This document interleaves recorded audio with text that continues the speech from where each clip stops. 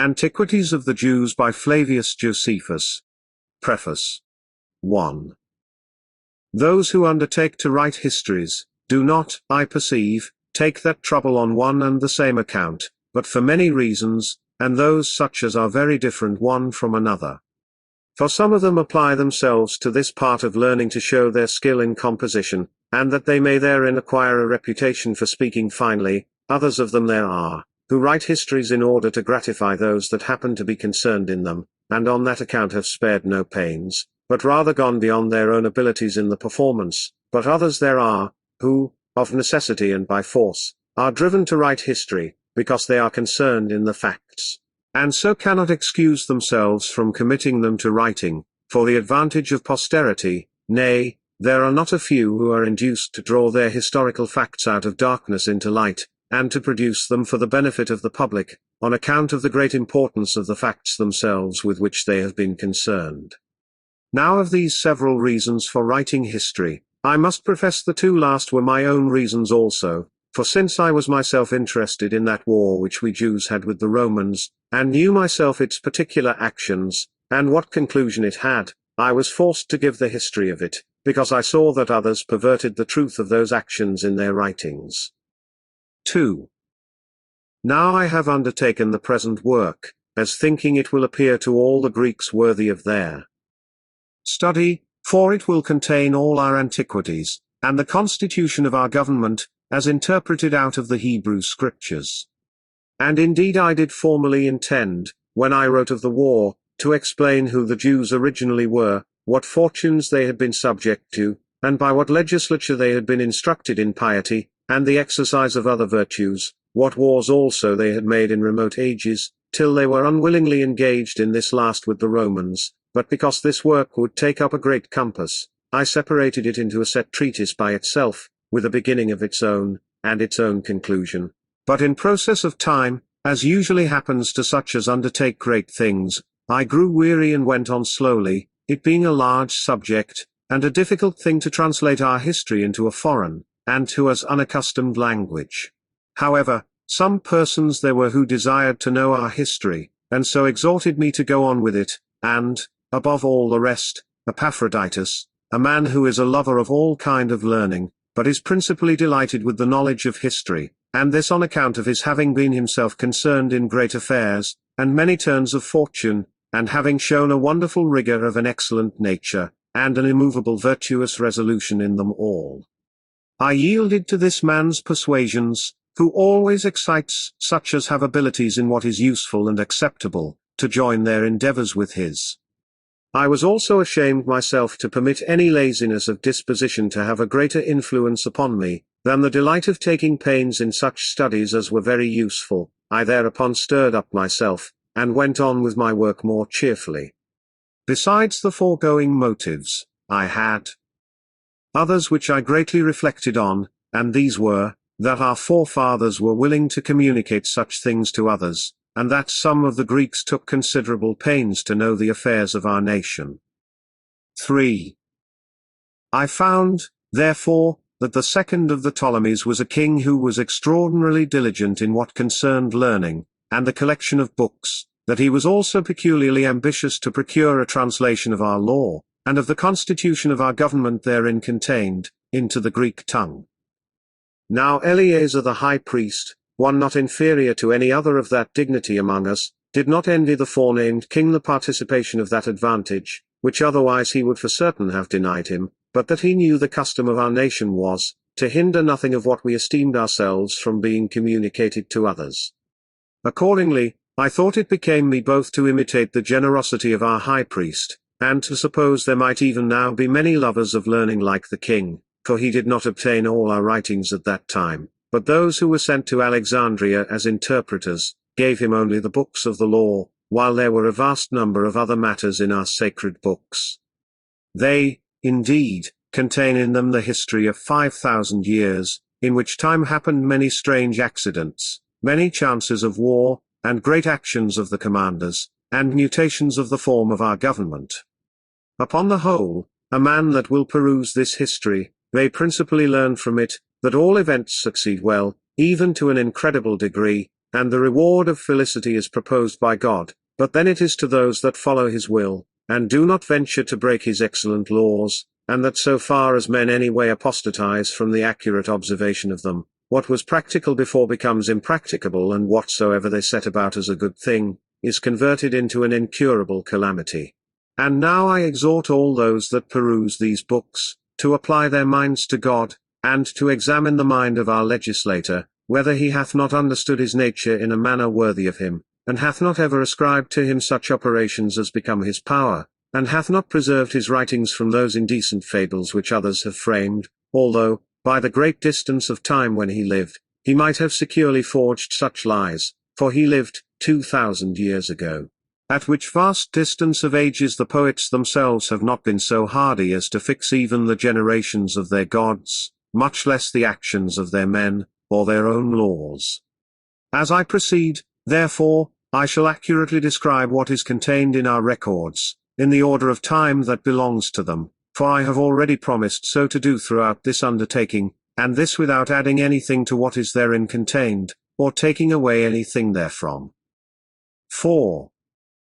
But because almost all our constitution depends on the wisdom of Moses, our legislator, I cannot avoid saying somewhat concerning him beforehand, though I shall do it briefly, I mean, because otherwise those that read my book may wonder how it comes to pass, that my discourse, which promises an account of laws and historical facts, contains so much of philosophy. The reader is therefore to know, that Moses deemed it exceeding necessary, that he who would conduct his own life well, and give laws to others, in the first place should consider the divine nature, and, upon the contemplation of God's operations, should thereby imitate the best of all patterns, so far as it is possible for human nature to do, and to endeavor to follow after it. Neither could the legislator himself have a right mind without such a contemplation.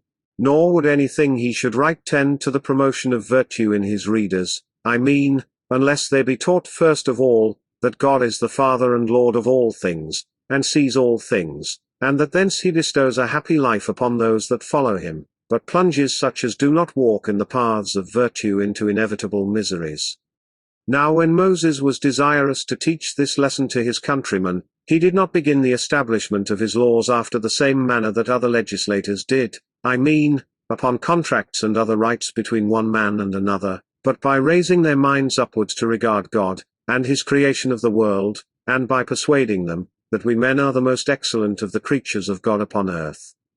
Now when once he had brought them to submit to religion, he easily persuaded them to submit in all other things. For as to other legislators, they followed fables, and by their discourses transferred the most reproachful of human vices unto the gods, and afforded wicked men the most plausible excuses for their crimes. But as for our legislator, when he had once demonstrated that God was possessed of perfect virtue, he supposed that men also ought to strive after the participation of it, and on those who did not so think, and so believe, he inflicted the severest punishments. I exhort, therefore, my readers to examine this whole undertaking in that view, for thereby it will appear to them, that there is nothing therein disagreeable either to the majesty of God, or to his love to mankind, for all things have here a reference to the nature of the universe, while our legislator speaks some things wisely, but enigmatically, and others under a decent allegory, but still explains such things as required at a direct explication plainly and expressly. However, those that have a mind to know the reasons of everything, may find here a very curious philosophical theory, which I now indeed shall waive the explication of, but if God afford me time for it, I will set about writing it after I have finished the present work. I shall now betake myself to the history before me, after I have first mentioned what Moses says of the creation of the world, which I find described in the sacred books after the manner following. Antiquities of the Jews, Book 1. Containing the interval of 3,833 years. From the creation to the death of Isaac. Chapter 1. The constitution of the world, and the disposition of the elements. 1. In the beginning God created the heaven and the earth. But when the earth did not come into sight, but was covered with thick darkness, and a wind moved upon its surface, God commanded that there should be light, and when that was made, he considered the whole mass, and separated the light and the darkness, and the name he gave to one was night, and the other he called day, and he named the beginning of light, and the time of rest, the evening and the morning, and this was indeed the first day. But Moses said it was one day, the cause of which I am able to give even now, but because I have promised to give such reasons for all things in a treatise by itself, I shall put off its exposition till that time. After this, on the second day, he placed the heaven over the whole world, and separated it from the other parts, and he determined it should stand by itself. He also placed a crystalline firmament round it, and put it together in a manner agreeable to the earth, and fitted it for giving moisture and rain, and for affording the advantage of dews. On the third day he appointed the dry land to appear, with the sea itself round about it, and on the very same day he made the plants and the seeds to spring out of the earth. On the fourth day he adorned the heaven with the sun, the moon, and the other stars, and appointed them their motions and courses, that the vicissitudes of the seasons might be clearly signified. And on the fifth day he produced the living creatures, both those that swim, and those that fly, the former in the sea, the latter in the air. He also sorted them as to society and mixture, for procreation, and that their kinds might increase and multiply. On the sixth day he created the four-footed beasts, and made them male and female. On the same day he also formed man. Accordingly Moses says, that in just 6 days the world, and all that is therein, was made. And that the seventh day was a rest, and a release from the labor of such operations, whence it is that we celebrate a rest from our labors on that day, and call it the Sabbath, which word denotes rest in the Hebrew tongue. 2. Moreover, Moses, after the seventh day was over, begins to talk philosophically, and concerning the formation of man, says thus, that God took dust from the ground, and formed man, and inserted in him a spirit and a soul. This man was called Adam, which in the Hebrew tongue signifies one that is red, because he was formed out of red earth, compounded together, for of that kind is virgin and true earth. God also presented the living creatures, when he had made them, according to their kinds, both male and female, to Adam, who gave them those names by which they are still called. But when he saw that Adam had no female companion, no society, for there was no such created, and that he wondered at the other animals which were male and female, he laid him asleep, and took away one of his ribs, and out of it formed the woman, whereupon Adam knew her when she was brought to him, and acknowledged that she was made out of himself. Now a woman is called in the Hebrew tongue Issa, but the name of this woman was Eve, which signifies the mother of all living. 3. Moses says further, that God planted a paradise in the east, flourishing with all sorts of trees, and that among them was the tree of life, and another of knowledge, whereby was to be known what was good and evil, and that when he brought Adam and his wife into this garden, he commanded them to take care of the plants. Now the garden was watered by one river, which ran round about the whole earth, and was parted into 4 parts. And Pison, which denotes a multitude, running into India, makes its exit into the sea, and is by the Greeks called Ganges. Euphrates also, as well as Tigris, goes down into the Red Sea. Now the name Euphrates or Frat, denotes either a dispersion, or a flower, by Tiris, or Diglath, is signified what is swift, with narrowness, and Gihon runs through Egypt, and denotes what arises from the east, which the Greeks call Nile. 4. God therefore commanded that Adam and his wife should eat of all the rest of the plants, but to abstain from the tree of knowledge, and foretold to them, that if they touched it, it would prove their destruction. But while all the living creatures had one language, at that time the serpent, which then lived together with Adam and his wife, showed an envious disposition, at his supposal of their living happily, and in obedience to the commands of God, and imagining, that when they disobeyed them, they would fall into calamities, he persuaded the woman, out of a malicious intention, to taste of the tree of knowledge, telling them, that in that tree was the knowledge of good and evil, which knowledge, when they should obtain, they would lead a happy life, nay, a life not inferior to that of a god, by which means he overcame the woman, and persuaded her to despise the command of God. Now when she had tasted of that tree, and was pleased with its fruit, she persuaded Adam to make use of it also. Upon this they perceived that they were become naked to one another, and being ashamed thus to appear abroad, they invented somewhat to cover them, for the tree sharpened their understanding, and they covered themselves with fig leaves, and tying these before them, out of modesty, they thought they were happier than they were before, as they had discovered what they were in want of. But when God came into the garden, Adam, who was wont before to come and converse with him, being conscious of his wicked behavior, went out of the way. This behavior surprised God, and he asked what was the cause of this his procedure, and why he, that before delighted in that conversation, did now fly from it, and avoid it.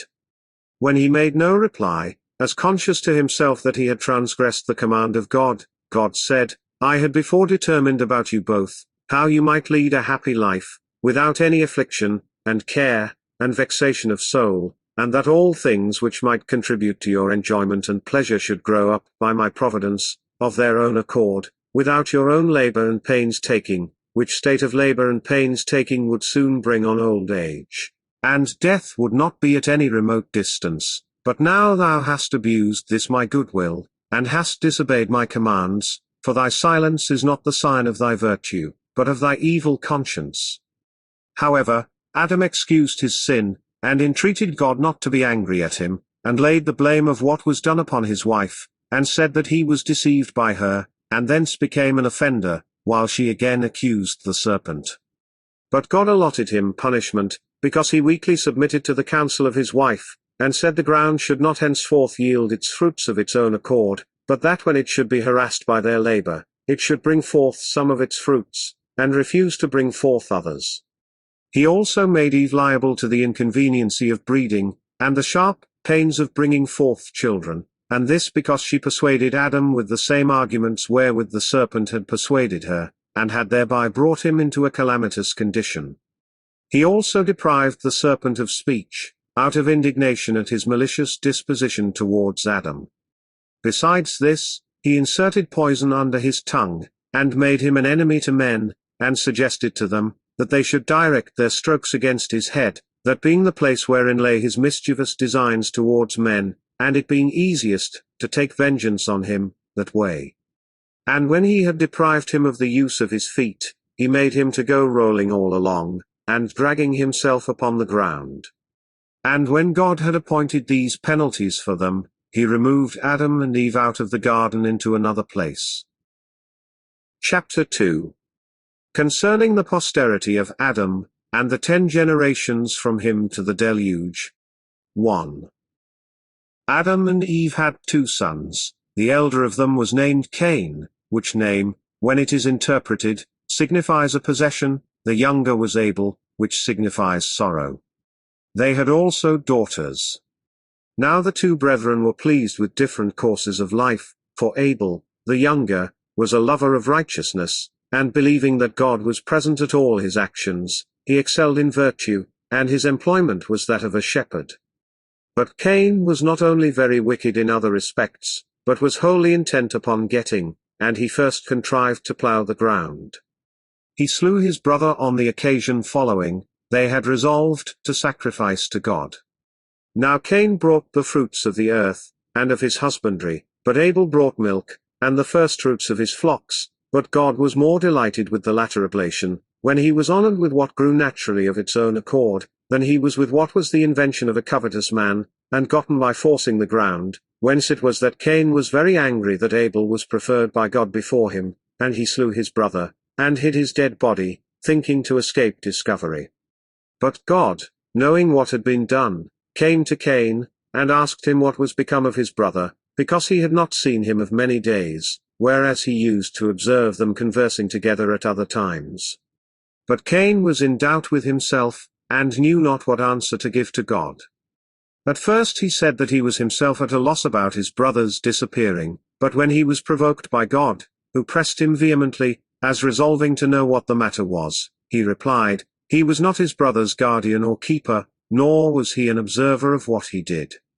But, in return, God convicted Cain, as having been the murderer of his brother, and said, I wonder at thee, that thou knowest not what is become of a man whom thou thyself hast destroyed.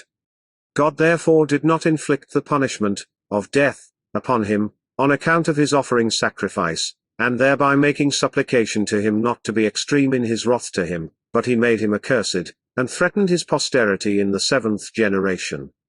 He also cast him, together with his wife, out of that land.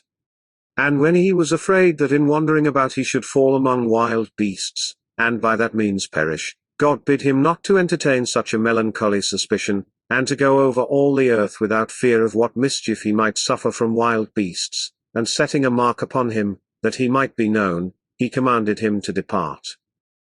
2. And when Cain had travelled over many countries, he, with his wife, built a city, named Nod, which is a place so called, and there he settled his abode, where also he had children. However, he did not accept of his punishment in order to amendment, but to increase his wickedness, for he only aimed to procure everything that was for his own bodily pleasure, though it obliged him to be injurious to his neighbors. He augmented his household substance with much wealth, by rapine and violence, he excited his acquaintance to procure pleasures and spoils by robbery, and became a great leader of men into wicked courses. He also introduced a change in that way of simplicity wherein men lived before, and was the author of measures and weights. And whereas they lived innocently and generously while they knew nothing of such arts, he changed the world into cunning craftiness. He first of all set boundaries about lands, he built a city, and fortified it with walls, and he compelled his family to come together to it, and called that city Enoch, after the name of his eldest son Enoch. Now Jared was the son of Enoch, whose son was Malaliel, whose son was Methuselah, whose son was Lamech, who had 77 children by 2 wives, Silla and Ada. Of those children by Ada, one was Jabal, he erected tents, and loved the life of a shepherd. But Jubal, who was born of the same mother with him, exercised himself in music, and invented the psaltery and the harp.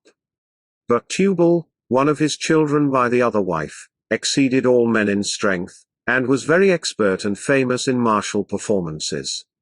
He procured what tended to the pleasures of the body by that method, and first of all invented the art of making brass. Lamech was also the father of a daughter, whose name was Naamah. And because he was so skillful in matters of divine revelation, that he knew he was to be punished for Cain's murder of his brother, he made that known to his wives.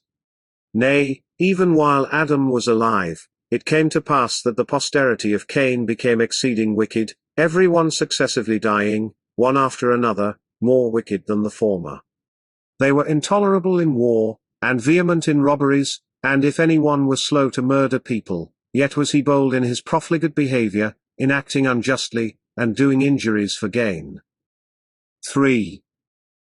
Now Adam, who was the first man, and made out of the earth, for our discourse must now be about him, after Abel was slain, and Cain fled away, on account of his murder, was solicitous for posterity, and had a vehement desire of children, he being 230 years old, after which time he lived other 700, and then died.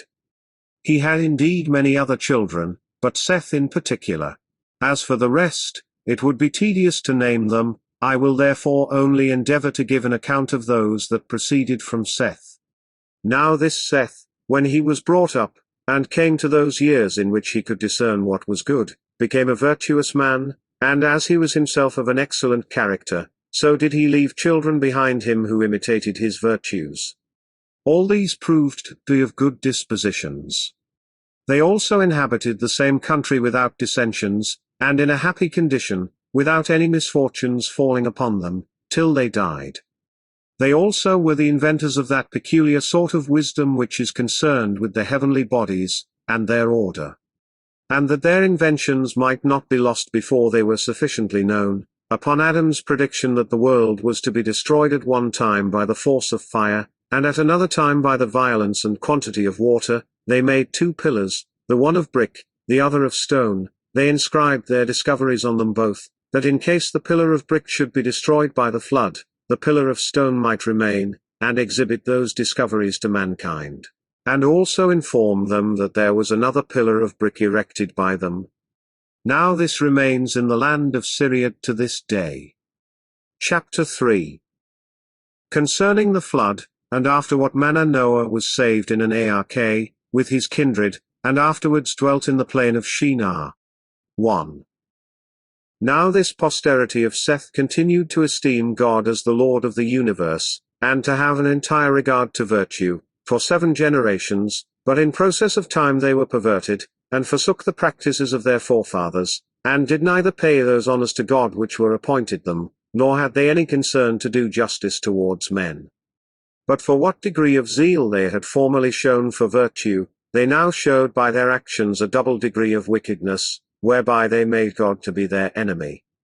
For many angels of God accompanied with women, and begat sons that proved unjust, and despisers of all that was good, on account of the confidence they had in their own strength, for the tradition is, that these men did what resembled the acts of those whom the Grecians call giants. But Noah was very uneasy at what they did, and being displeased at their conduct, persuaded them to change their dispositions and their acts for the better, but seeing they did not yield to him, but were slaves to their wicked pleasures, he was afraid they would kill him, together with his wife and children, and those they had married, so he departed out of that land. 2.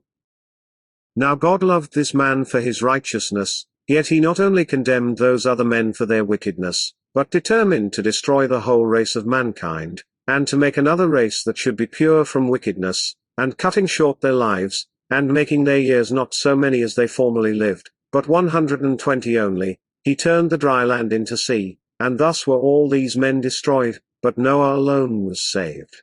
For God suggested to him the following contrivance and way of escape, that he should make an ark of 4 stories high, 300 cubits long, 50 cubits broad, and 30 cubits high. Accordingly he entered into that ark, and his wife, and sons, and their wives, and put into it not only other provisions, to support their wants there, but also sent in with the rest all sorts of living creatures, the male and his female, for the preservation of their kinds, and others of them by 7s.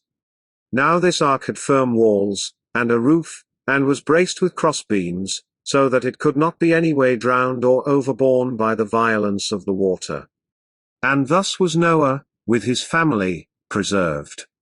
Now he was the 10th from Adam, as being the son of Lamech, whose father was Methuselah, he was the son of Enoch, the son of Jared, and Jared was the son of Malaleel, who, with many of his sisters, were the children of Canaan, the son of Enos. Now Enos was the son of Seth, the son of Adam. 3. This calamity happened in the 600th year of Noah's government, age, in the 2nd month, called by the Macedonians Dias, but by the Hebrews Marchesuan, for so did they order their year in Egypt. But Moses appointed that middle Nisan, which is the same with Xanthicus, should be the 1st month for their festivals, because he brought them out of Egypt in that month, so that this month began the year as to all the solemnities they observed to the honor of God, although he preserved the original order of the months as to selling and buying, and other ordinary affairs. Now he says that this flood began on the 27th, 17th, day of the forementioned month, and this was 1656 years from Adam, the first man, and the time is written down in our sacred books, those who then lived having noted down, with great accuracy, both the births and deaths of illustrious men. 4. For indeed Seth was born when Adam was in his 230th year, who lived 930 years. Seth begat Enos in his 205th year, who, when he had lived 912 years, delivered the government to Canaan his son, whom he had in his 190th year. He lived 905 years. Canaan, when he had lived 910 years, had his son Malaleel, who was born in his 170th year. This Malaleel, having lived 895 years, died, leaving his son Jared, whom he begat when he was in his 165th year. He lived 962 years, and then his son Enoch succeeded him, who was born when his father was 162 years old. Now he, when he had lived 365 years, departed and went to God, whence it is that they have not written down his death. Now Methuselah, the son of Enoch, who was born to him when he was 165 years old, had Lamech for his son when he was 187 years of age, to whom he delivered the government, when he had retained it 969 years. Now Lamech, when he had governed 777 years, appointed Noah, his son, to be ruler of the people, who was born to Lamech when he was 182 years old, and retained the government 950 years. These years collected together make up the sum before set down. But let no one inquire into the deaths of these men, for they extended their lives along together with their children and grandchildren, but let him have regard to their births only. 5. When God gave the signal, and it began to rain, the water poured down 40 entire days, till it became 15 cubits higher than the earth, which was the reason why there was no greater number preserved, since they had no place to fly to. When the rain ceased, the water did but just begin to abate after 150 days, that is, on the 17th day of the 7th month, it then ceasing to subside for a little while. After this, the ark rested on the top of a certain mountain in Armenia, which, when Noah understood, he opened it, and seeing a small piece of land about it, he continued quiet, and conceived some cheerful hopes of deliverance. But a few days afterward, when the water was decreased to a greater degree, he sent out a raven, as desirous to learn whether any other part of the earth were left dry by the water, and whether he might go out of the ark with safety. But the raven, finding all the land still overflowed, returned to Noah again. And after 7 days he sent out a dove, to know the state of the ground, which came back to him covered with mud, and bringing an olive branch. Hereby Noah learned that the earth was become clear of the flood. So after he had stayed 7 more days, he sent the living creatures out of the ark, and both he and his family went out, when he also sacrificed to God, and feasted with his companions. However, the Armenians call this place, the place of descent, for the ark being saved in that place, its remains are shown there by the inhabitants to this day. 6. Now all the writers of barbarian histories make mention of this flood, and of this ark, among whom is Berossus the Chaldean. For when he is describing the circumstances of the flood, he goes on thus: It is said there is still some part of this ship in Armenia, at the mountain of the Chaldeans, and that some people carry off pieces of the bitumen, which they take away, and use chiefly as amulets for the averting of mischiefs. Hieronymus the Egyptian also, who wrote the Phoenician Antiquities, and Nasses, and a great many more, make mention of the same. Nay, Nicholas of Damascus, in his 96th book, hath a particular relation about them, where he speaks thus: There is a great mountain in Armenia, over Minuus, called Baris, upon which it is reported that many who fled at the time of the deluge were saved, and that one who was carried in an ark came on shore upon the top of it, and that the remains of the timber were a great while preserved. This might be the man about whom Moses the legislator of the Jews wrote. 7. But as for Noah, he was afraid, since God had determined to destroy mankind, lest he should drown the earth every year, so he offered burnt offerings, and besought God that nature might hereafter go on in its former orderly course, and that he would not bring on so great a judgment any more, by which the whole race of creatures might be in danger of destruction, but that, having now punished the wicked, he would of his goodness spare the remainder, and such as he had hitherto judged fit to be delivered from so severe a calamity, for that otherwise these last must be more miserable than the first, and that they must be condemned to a worse condition than the others, unless they be suffered to escape entirely, that is, if they be reserved for another deluge, while they must be afflicted with the terror and sight of the first deluge, and must also be destroyed by a second. He also entreated God to accept of his sacrifice, and to grant that the earth might never again undergo the like effects of his wrath, that men might be permitted to go on cheerfully in cultivating the same, to build cities, and live happily in them, and that they might not be deprived of any of those good things which they enjoyed before the flood, but might attain to the like length of days, and old age, which the ancient people had arrived at before. 8. When Noah had made these supplications, God, who loved the man for his righteousness, granted entire success to his prayers, and said, that it was not he who brought the destruction on a polluted world, but that they underwent that vengeance on account of their own wickedness, and that he had not brought men into the world if he had himself determined to destroy them, it being an instance of greater wisdom not to have granted them life at all, than, after it was granted, to procure their destruction. But the injuries, said he, they offered to my holiness and virtue, forced me to bring this punishment upon them. But I will leave off for the time to come to require such punishments, the effects of so great wrath, for their future wicked actions, and especially on account of thy prayers. But if I shall at any time send tempests of rain, in an extraordinary manner, be not affrighted at the largeness of the showers, for the water shall no more overspread the earth. However, I require you to abstain from shedding the blood of men, and to keep yourselves pure from murder, and to punish those that commit any such thing.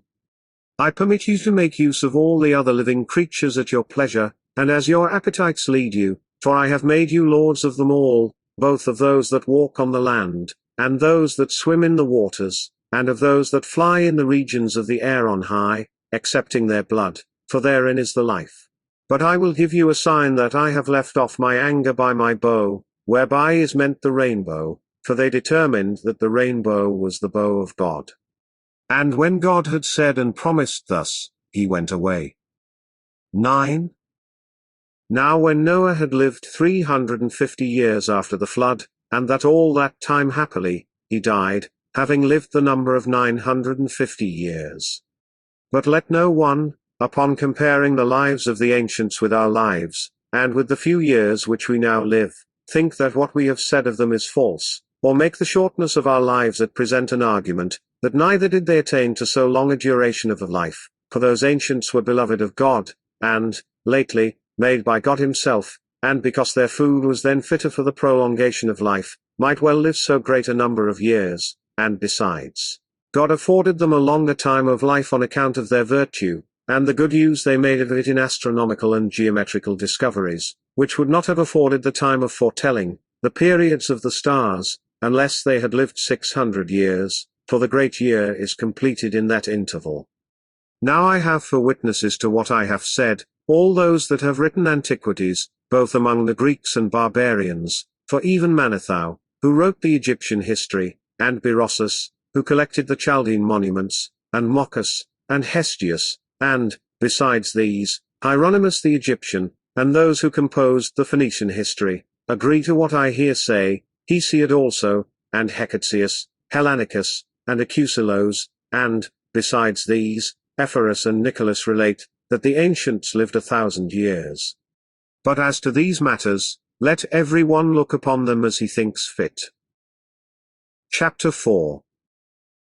Concerning the Tower of Babylon, and the confusion of tongues. 1. Now the sons of Noah were 3, Shem, Japheth, and Ham, born 100 years before the deluge.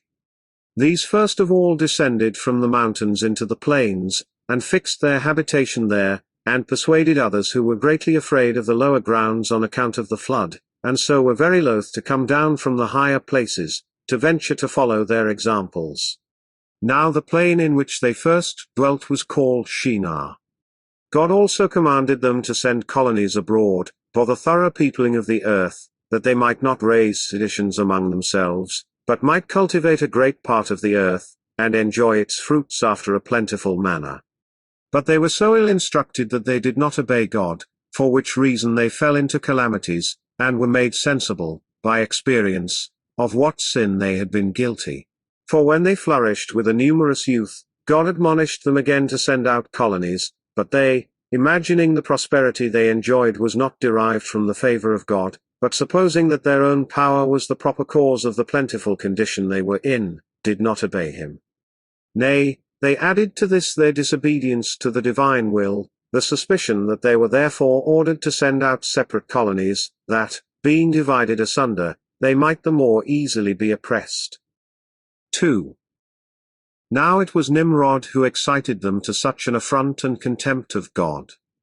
He was the grandson of Ham, the son of Noah, a bold man, and of great strength of hand.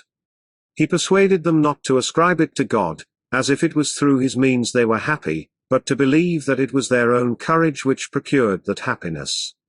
He also gradually changed the government into tyranny, seeing no other way of turning men from the fear of God, but to bring them into a constant dependence on his power. He also said he would be revenged on God, if he should have a mind to drown the world again, for that he would build a tower too high for the waters to be able to reach. And that he would avenge himself on God for destroying their forefathers. 3. Now the multitude were very ready to follow the determination of Nimrod, and to esteem it a piece of cowardice to submit to God, and they built a tower, neither sparing any pains, nor being in any degree negligent about the work, and, by reason of the multitude of hands employed in it, it grew very high, sooner than any one could expect, but the thickness of it was so great, and it was so strongly built, that thereby its great height seemed, upon the view, to be less than it really was. It was built of burnt brick, cemented together with mortar, made of bitumen, that it might not be liable to admit water.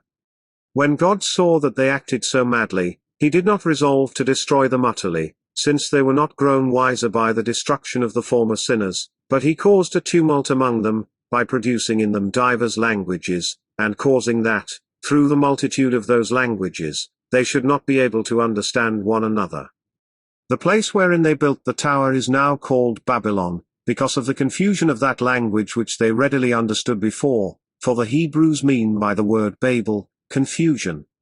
The Sibyl also makes mention of this tower, and of the confusion of the language, when she says thus, when all men were of one language, some of them built a high tower, as if they would thereby ascend up to heaven, but the gods sent storms of wind and overthrew the tower, and gave every one his peculiar language, and for this reason it was that the city was called Babylon. But as to the plan of Shinar, in the country of Babylonia, Hestius mentions it, when he says thus, such of the priests as were saved, took the sacred vessels of Jupiter Enyalius, and came to Shinar of Babylonia. Chapter 5. After what manner the posterity of Noah sent out colonies, and inhabited the whole earth. 1. After this they were dispersed abroad, on account of their languages, and went out by colonies everywhere, and each colony took possession of that land which they light upon, and unto which God led them, so that the whole continent was filled with them, both the inland and the maritime countries. There were some also who passed over the sea in ships, and inhabited the islands, and some of those nations do still retain the denominations which were given them by their first founders, but some have lost them also, and some have only admitted certain changes in them, that they might be the more intelligible to the inhabitants. And they were the Greeks who became the authors of such mutations. For when in after ages they grew potent, they claimed to themselves the glory of antiquity, giving names to the nations that sounded well, in Greek, that they might be better understood among themselves, and setting agreeable forms of government over them, as if they were a people derived from themselves. Chapter 6. How every nation was denominated from their first inhabitants. 1. Now they were the grandchildren of Noah, in honor of whom names were imposed on the nations by those that first seized upon them. Japhet, the son of Noah, had 7 sons. They inhabited so that, beginning at the mountains Taurus and Amanus, they proceeded along Asia, as far as the river Tansis, and along Europe to Cadiz, and settling themselves on the lands which they light upon, which none had inhabited before, they called the nations by their own names. For Gomer founded those whom the Greeks now call Galatians, Gauls, but were then called Gomerites. Magog founded those that from him were named Magogites, but who are by the Greeks called Scythians. Now as to Javan and Madai, the sons of Japhet, from Madai came the Medians, who are called Medes, by the Greeks, but from Javan, Ionia, and all the Grecians, are derived. Thobel founded the Thobelites, who are now called Iberes, and the Mossycani were founded by Mossyc, now they are Cappadocians. There is also a mark of their ancient denomination still to be shown, for there is even now among them a city called Mazaca, which may inform those that are able to understand, that so was the entire nation once called. Pyrrhus also called those whom he ruled over Thracians, but the Greeks changed the name into Thracians. And so many were the countries that had the children of Japhet for their inhabitants. Of the 3 sons of Gomer, Askenax founded the Askenaxians, who are now called by the Greeks Rheginians. So did Riphath found the Riphians, now called Paphlagonians, and Thrugrama the Thrugramians, who, as the Greeks resolved, were named Phrygians. Of the 3 sons of Javan also, the son of Japhet, Elisa gave name to the Elysians, who were his subjects. They are now the Aeolians. Tharsus to the Tharsians, for so was Cilicia of old called, the sign of which is this, that the noblest city they have, and a metropolis also, is Tarsus, the tau being by change put for the theta. Sethemus possessed the island Sethema, it is now called Cyprus, and from that it is that all islands, and the greatest part of the sea coasts, are named Sithim by the Hebrews, and one city there is in Cyprus that has been able to preserve its denomination. It has been called Citius by those who use the language of the Greeks, and has not, by the use of that dialect, escaped the name of Sithim. And so many nations have the children and grandchildren of Japhet possessed.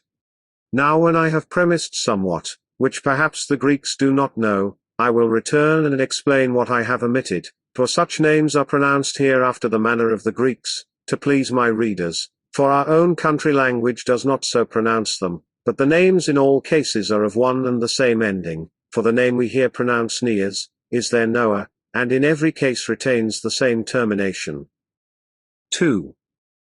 The children of Ham possessed the land from Syria and Amanus, and the mountains of Libanus, seizing upon all that was on its sea coasts, and as far as the ocean, and keeping it as their own. Some indeed of its names are utterly vanished away, others of them being changed, and another sound given them, are hardly to be discovered, yet a few there are which have kept their denominations entire. For of the 4 sons of Ham, time has not at all hurt the name of Shu, for the Ethiopians over whom he reigned, are even at this day, both by themselves and by all men in Asia, called Chusites. The memory also of the Merites is preserved in their name, for all we who inhabit this country, of Judea, called Egypt Mester, and the Egyptians Mestrians. Phut also was the founder of Libya, and called the inhabitants Phutites, from himself. There is also a river in the country of Moors which bears that name, whence it is that we may see the greatest part of the Grecian historiographers mention that river and the adjoining country by the appellation of Phut, but the name it has now has been by change given it from one of the sons of Mesraim, who was called Libios. We will inform you presently what has been the occasion why it has been called Africa also. Canaan, the 4th son of Ham, inhabited the country now called Judea, and called it from his own name Canaan.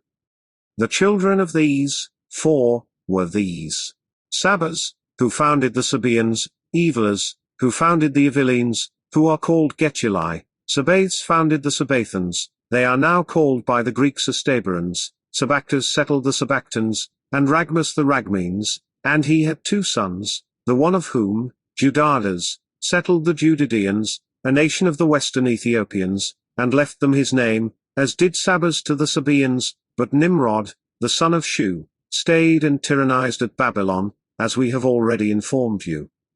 Now all the children of Mesraim, being 8 in number, possessed the country from Gaza to Egypt, though it retained the name of one only, the Philistine, for the Greeks call part of that country Palestine. As for the rest, Ludium, and Enamim, and Labim, who alone inhabited in Libya, and called the country from himself, Nedim, and Phethrosim, and Chesloim, and Sephthorim, we know nothing of them besides their names, for the Ethiopic war which we shall describe hereafter, was the cause that those cities were overthrown. The sons of Canaan were these: Sidonius, who also built a city of the same name, it is called by the Greeks Sidon. Amathus inhabited in Amathine, which is even now called Amath by the inhabitants, although the Macedonians named it Epiphania, from one of his posterity. Aridius possessed the island Aradus, Arucas possessed Arche, which is in Libanus.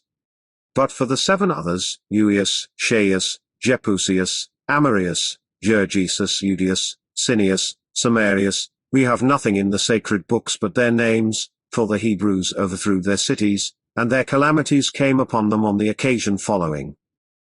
3. Noah, when, after the deluge, the earth was resettled in its former condition, set about its cultivation, and when he had planted it with vines, and when the fruit was ripe, and he had gathered the grapes in their season, and the wine was ready for use, he offered sacrifice, and feasted, and, being drunk, he fell asleep, and lay naked in an unseemly manner. When his youngest son saw this, he came laughing, and showed him to his brethren, but they covered their father's nakedness. And when Noah was made sensible of what had been done, he prayed for prosperity to his other sons, but for Ham, he did not curse him, by reason of his nearness in blood, but cursed his prosperity, and when the rest of them escaped that curse, God inflicted it on the children of Canaan. But as to these matters, we shall speak more hereafter. 4. Shem, the third son of Noah, had 5 sons, who inhabited the land that began at Euphrates, and reached to the Indian Ocean. For Elam left behind him the Elamites, the ancestors of the Persians. Asher lived at the city Nineveh, and named his subjects Assyrians, who became the most fortunate nation, beyond others. Arphaxad named the Arphaxadites, who are now called Chaldeans. Aram had the Aramites, which the Greeks called Syrians, as Lord founded the Laudites, which are now called Lydians. Of the 4 sons of Aram, as founded Trachonitis and Damascus, this country lies between Palestine and Celesyria. Ul founded Armenia, and Gather the Bactrians, and Mesa the Macedonians. It is now called Charax, Spasinae. Salah was the son of Arphaxad, and his son was Heber, from whom they originally called the Jews Hebrews. 18. Heber begat Joatan and Phaleg. He was called Phaleg, because he was born at the dispersion of the nations to their several countries, for Phaleg among the Hebrews signifies division. Now Joktan, one of the sons of Heber, had these sons, Elmodad, Saleph, Asermath, Jerah, Adoram, Azel, Dekla, Ebal, Abimael, Sabeus, Ophir, Uelat, and Jobab. These inhabited from Cophin, an Indian river, and in part of Asia joining to it. And this shall suffice concerning the sons of Shem. 5. I will now treat of the Hebrews. The son of Phaleg, whose father was Heber, was Ragau, whose son was Serug, to whom was born Nahor. His son was Terah, who was the father of Abraham, who accordingly was the 10th from Noah, and was born in the 292nd year after the deluge, for Terah begat Abram in his 70th year. Nahor begat Haran when he was 120 years old. Nahor was born to Serug in his 132nd year. Ragau had Serug at 130, at the same age also Phaleg had Ragau. Heber begat Phaleg in his 134th year, he himself being begotten by Salah when he was 130 years old, whom Arphaxad had for his son at the 135th year of his age. Arphaxad was the son of Shem, and born 12 years after the deluge. Now Abram had 2 brethren, Nahor and Haran. Of these Haran left a son, Lot, as also Sarai and Milcah his daughters, and died among the Chaldeans, in a city of the Chaldeans, called and his monument is shown to this day. These married their nieces. Nabor married Milcah, and Abram married Sarai. Now Terah hating Chaldea, on account of his mourning for Ilaran, they all removed to Haran of Mesopotamia, where Terah died, and was buried, when he had lived to be 205 years old, for the life of man was already, by degrees, diminished, and became shorter than before, till the birth of Moses, after whom the term of human life was 120 years, God determining it to the length that Moses happened to live. Now Nahor had 8 sons by Milcah, Uz and Buz, Kemuel, Kesed, Azau, Feldas, Jedelph, and Bethuel. These were all the genuine sons of Nahor, for Teba, and Garm, and Tachas, and Maachah, were born of Reumah his concubine, but Bethuel had a daughter, Rebekah, and a son, Laban. Chapter 7. How Abram our forefather went out of the land of the Chaldeans, and lived in the land then called Canaan but now Judea. 1. Now Abram, having no son of his own, adopted Lot, his brother Haran's son, and his wife Sarai's brother, and he left the land of Chaldea when he was 75 years old, and at the command of God went into Canaan, and therein he dwelt himself, and left it to his posterity. He was a person of great sagacity, both for understanding all things and persuading his hearers, and not mistaken in his opinions, for which reason he began to have higher notions of virtue than others had, and he determined to renew and to change the opinion all men happened then to have concerning God, for he was the first that ventured to publish this notion, that there was but one God, the creator of the universe, and that, as to other gods, if they contributed anything to the happiness of men, that each of them afforded it only according to his appointment, and not by their own power. This his opinion was derived from the irregular phenomena that were visible both at land and sea, as well as those that happened to the sun, and moon, and all the heavenly bodies. Thus, if, said he, these bodies had power of their own, they would certainly take care of their own regular motions, but since they do not preserve such regularity, they make it plain, that in so far as they cooperate to our advantage, they do it not of their own abilities, but as they are subservient to him that commands them, to whom alone we ought justly to offer our honor and thanksgiving. For which doctrines, when the Chaldeans, and other people of Mesopotamia, raised a tumult against him, he thought fit to leave that country, and at the command and by the assistance of God, he came and lived in the land of Canaan. And when he was there settled, he built an altar, and performed a sacrifice to God. 2. Berosus mentions our father Abram without naming him, when he says thus, in the 10th generation after the flood, there was among the Chaldeans a man righteous and great, and skillful in the celestial science. But Hecateus does more than barely mention him, for he composed, and left behind him, a book concerning him. And Nicholas of Damascus, in the 4th book of his history, says thus, Abram reigned at Damascus, being a foreigner, who came with an army out of the land above Babylon, called the land of the Chaldeans, but, after a long time, he got him up, and removed from that country also, with his people, and went into the land then called the land of Canaan, but now the land of Judea, and this when his posterity were become a multitude, as to which posterity of his, we relate their history in another work. Now the name of Abram is even still famous in the country of Damascus, and there is shown a village named from him, the habitation of Abram. Chapter 8. That when there was a famine in Canaan, Abram went thence into Egypt, and after he had continued there a while he returned back again. 1.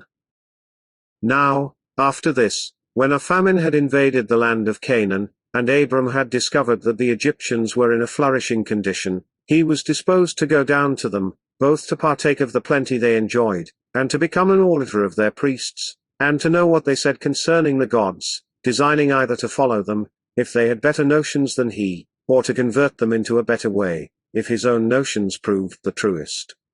Now, seeing he was to take Sarai with him, and was afraid of the madness of the Egyptians with regard to women, lest the king should kill him on occasion of his wife's great beauty, he contrived this device. He pretended to be her brother, and directed her in a dissembling way to pretend the same, for he said it would be for their benefit. Now, as soon as he came into Egypt, it happened to Abram as he supposed it would, for the fame of his wife's beauty was greatly talked of, for which reason Pharaoh, the king of Egypt, would not be satisfied with what was reported of her, but would needs see her himself, and was preparing to enjoy her, but God put a stop to his unjust inclinations, by sending upon him a distemper, and a sedition against his government. And when he inquired of the priests how he might be freed from these calamities, they told him that this his miserable condition was derived from the wrath of God, upon account of his inclinations to abuse the stranger's wife. He then, out of fear, asked Sarai who she was, and who it was that she brought along with her. And when he had found out the truth, he excused himself to Abram, that supposing the woman to be his sister, and not his wife, he set his affections on her, as desiring an affinity with him by marrying her, but not as incited by lust to abuse her. He also made him a large present in money, and gave him leave to enter into conversation with the most learned among the Egyptians, from which conversation his virtue and his reputation became more conspicuous than they had been before. 2. For whereas the Egyptians were formerly addicted to different customs, and despised one another's sacred and accustomed rites, and were very angry one with another on that account, Abram conferred with each of them, and, confuting the reasonings they made use of, every one for their own practices, demonstrated that such reasonings were vain and void of truth. Whereupon he was admired by them in those conferences as a very wise man, and one of great sagacity, when he discoursed on any subject he undertook, and this not only in understanding it, but in persuading other men also to assent to him. He communicated to them arithmetic, and delivered to them the science of astronomy, for before Abram came into Egypt they were unacquainted with those parts of learning, for that science came from the Chaldeans into Egypt, and from thence to the Greeks also. 3. As soon as Abram was come back into Canaan, he parted the land between him and Lot, upon account of the tumultuous behavior of their shepherds, concerning the pastures wherein they should feed their flocks. However, he gave Lot his option, or leave, to choose which lands he would take, and he took himself what the other left, which were the lower grounds at the foot of the mountains, and he himself dwelt in Hebron, which is a city 7 years more ancient than Tunis of Egypt. But Lot possessed the land of the plain, and the river Jordan, not far from the city of Sodom, which was then a fine city, but is now destroyed, by the will and wrath of God, the cause of which I shall show in its proper place hereafter. Chapter 9. The destruction of the Sodomites by the Assyrian wall. At this time, when the Assyrians had the dominion over Asia, the people of Sodom were in a flourishing condition, both as to riches and the number of their youth. There were 5 kings that managed the affairs of this county, Balas, Barzas, Sennabar, and Sumoba, with the king of Bela, and each king led on his own troops, and the Assyrians made war upon them, and, dividing their army into 4 parts, fought against them. Now every part of the army had its own commander, and when the battle was joined, the Assyrians were conquerors, and imposed a tribute on the kings of the Sodomites, who submitted to this slavery 12 years, and so long they continued to pay their tribute, but on the 13th year they rebelled, and then the army of the Assyrians came upon them, under their commanders Amraphel, Arioch, Chodorlaomer, and Tidal. These kings had laid waste all Syria, and overthrown the offspring of the giants. And when they were come over against Sodom, they pitched their camp at the vale called the Slime Pits, for at that time there were pits in that place, but now, upon the destruction of the city of Sodom, that vale became the lake Asphaltites, as it is called. However, concerning this lake we shall speak more presently. Now when the Sodomites joined battle with the Assyrians, and the fight was very obstinate, many of them were killed, and the rest were carried captive, among which captives was Lot, who had come to assist the Sodomites.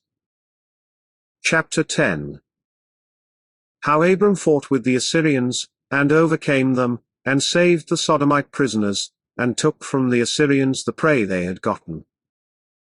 1. When Abram heard of their calamity, he was at once afraid for Lot his kinsman, and pitied the Sodomites, his friends and neighbors, and thinking it proper to afford them assistance, he did not delay it, but marched hastily, and the 5th night fell upon the Assyrians, near Dan, for that is the name of the other spring of Jordan, and before they could arm themselves, he slew some as they were in their beds, before they could suspect any harm, and others, who were not yet gone to sleep, but were so drunk they could not fight, ran away. Abram pursued after them, till, on the 2nd day, he drove them in a body unto Hobah, a place belonging to Damascus, and thereby demonstrated that victory does not depend on multitude and the number of hands, but the alacrity and courage of soldiers overcome the most numerous bodies of men, while he got the victory over so great an army with no more than 318 of his servants, and 3 of his friends, but all those that fled returned home ingloriously. 2. So Abram, when he had saved the captive Sodomites, who had been taken by the Assyrians and Lot also, his kinsman, returned home in peace. Now the king of Sodom met him at a certain place, which they called the King's Dale, where Melchizedek, king of the city Salem, received him. That name signifies, the righteous king, and such he was, without dispute, insomuch that, on this account, he was made the priest of God. However, they afterward called Salem Jerusalem. Now this Melchizedek supplied Abram's army in an hospitable manner, and gave them provisions in abundance, and as they were feasting, he began to praise him, and to bless God for subduing his enemies under him. And when Abram gave him the 10th part of his prey, he accepted of the gift, but the king of Sodom desired Abram to take the prey, but entreated that he might have those men restored to him whom Abram had saved from the Assyrians, because they belonged to him. But Abram would not do so, nor would make any other advantage of that prey than what his servants had eaten, but still insisted that he should afford a part to his friends that had assisted him in the battle. The first of them was called Eshcol, and then Enah, and Mamre. 3. And God commended his virtue, and said, Thou shalt not however lose the rewards thou hast deserved to receive by such thy glorious actions.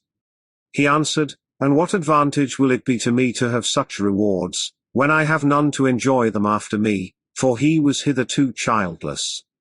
And God promised that he should have a son, and that his posterity should be very numerous, insomuch that their number should be like the stars. When he heard that, he offered a sacrifice to God, as he commanded him. The manner of the sacrifice was this: he took an heifer of 3 years old, and a she-goat of 3 years old, and a ram in like manner of 3 years old, and a turtle-dove, and a pigeon, and as he was enjoined, he divided the 3 former, but the birds he did not divide.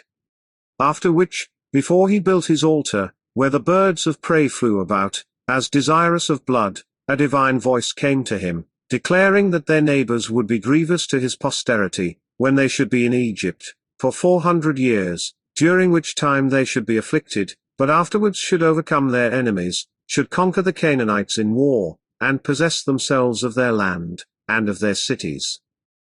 4. Now Abram dwelt near the oak called Ogigis. The place belongs to Canaan, not far from the city of Hebron. But being uneasy at his wife's barrenness, he entreated God to grant that he might have male issue, and God required of him to be of good courage, and said that he would add to all the rest of the benefits that he had bestowed upon him, ever since he led him out of Mesopotamia, the gift of children. Accordingly Sarai, at God's command, brought to his bed one of her handmaidens, a woman of Egyptian descent, in order to obtain children by her, and when this handmaid was with child, she triumphed, and ventured to affront Sarai, as if the dominion were to come to a son to be born of her. But when Abram resigned her into the hand of Sarai, to punish her, she contrived to fly away, as not able to bear the instances of Sarai's severity to her, and she entreated God to have compassion on her. Now a divine angel met her, as she was going forward in the wilderness, and bid her return to her master and mistress, for if she would submit to that wise advice, she would live better hereafter, for that the reason of her being in such a miserable case was this, that she had been ungrateful and arrogant towards her mistress. He also told her, that if she disobeyed God, and went on still in her way, she should perish, but if she would return back, she should become the mother of a son who should reign over that country. These admonitions she obeyed, and returned to her master and mistress, and obtained forgiveness. A little while afterwards, she bare Ismael, which may be interpreted heard of God, because God had heard his mother's prayer. 5. The forementioned son was born to Abram, when he was 86 years old, but when he was 99, God appeared to him, and promised him that he should have a son by Sarai, and commanded that his name should be Isaac, and showed him, that from this son should spring great nations and kings, and that they should obtain all the land of Canaan by war, from Sidon to Egypt.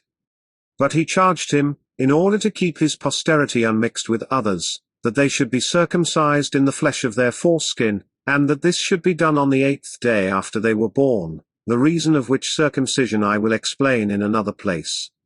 And Abram inquiring also concerning Ismael, whether he should live or not, God signified to him that he should live to be very old, and should be the father of great nations. Abram therefore gave thanks to God for these blessings, and then he, and all his family, and his son Ismael, were circumcised immediately, the son being that day 13 years of age, and he 99. Chapter 11. How God overthrew the nation of the Sodomites, out of his wrath against them for their sins. 1.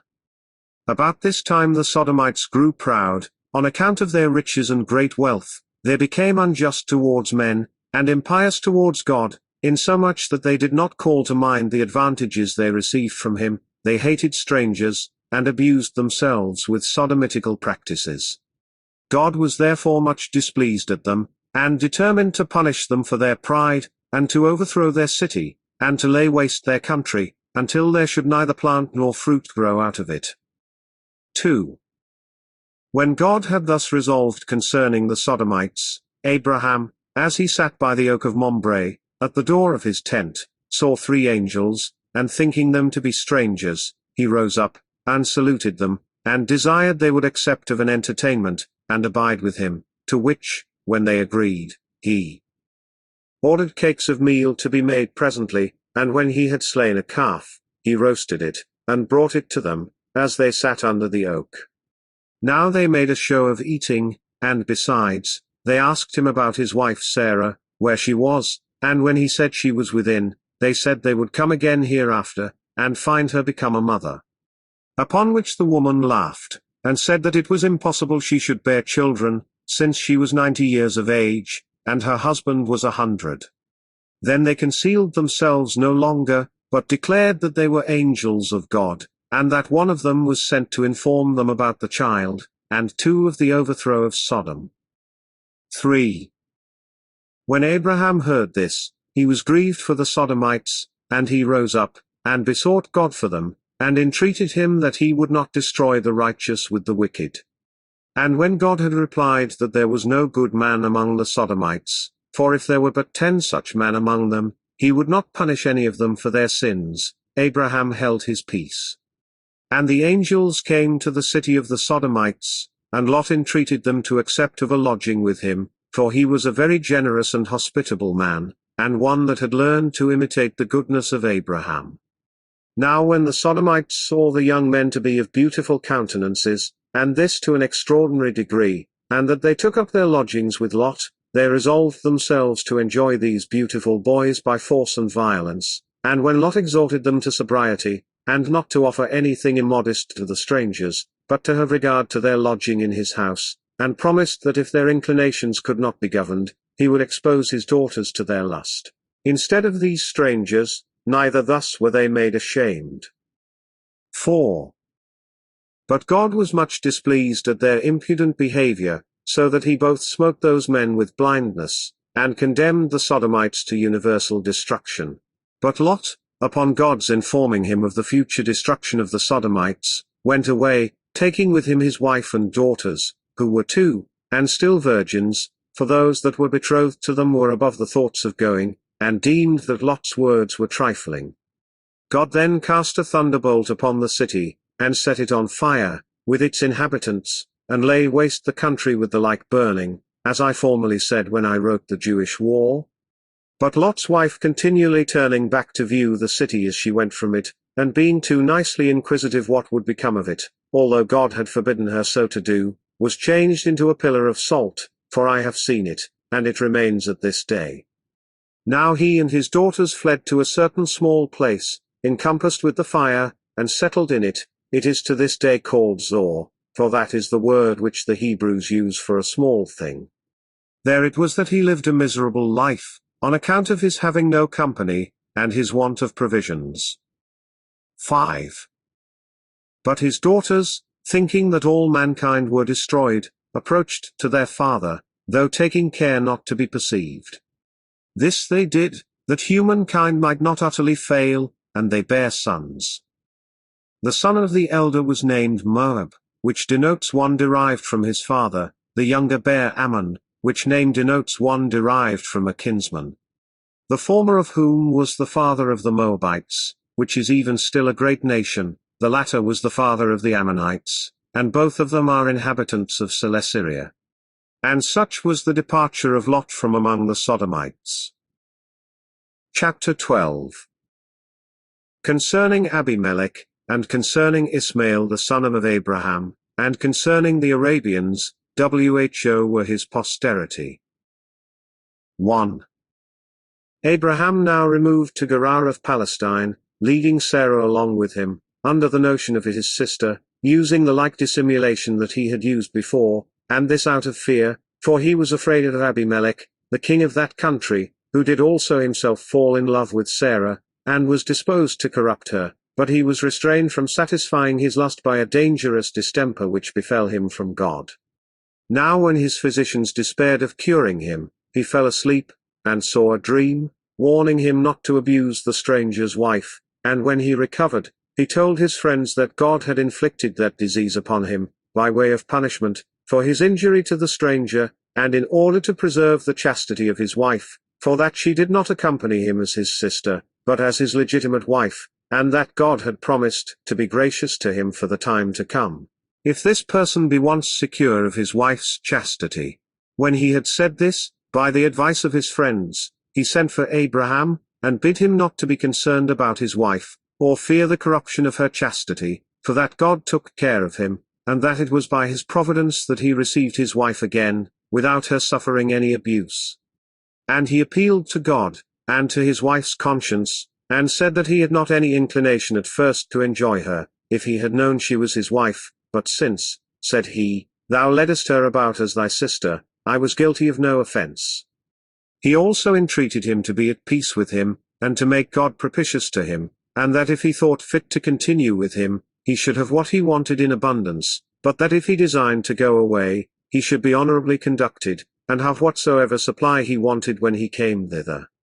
Upon his saying this, Abraham told him that his pretence of kindred to his wife was no lie, because she was his brother's daughter, and that he did not think himself safe in his travels abroad, without this sort of dissimulation, and that he was not the cause of his distemper, but was only solicitous for his own safety. He said also, that he was ready to stay with him. Whereupon Abimelech assigned him land and money, and they covenanted to live together without guile, and took an oath at a certain well called Beersheba, which may be interpreted, the well of the oath, and so it is named by the people of the country unto this day. 2. Now in a little time Abraham had a son by Sarah, as God had foretold to him, whom he named Isaac, which signifies laughter. And indeed they so called him, because Sarah laughed when God said that she should bear a son, she not expecting such a thing, as being past the age of childbearing, for she was 90 years old, and Abraham 100, so that this son was born to them both in the last year of each of those decimal numbers. And they circumcised him upon the 8th day, and from that time the Jews continue the custom of circumcising their sons within that number of days.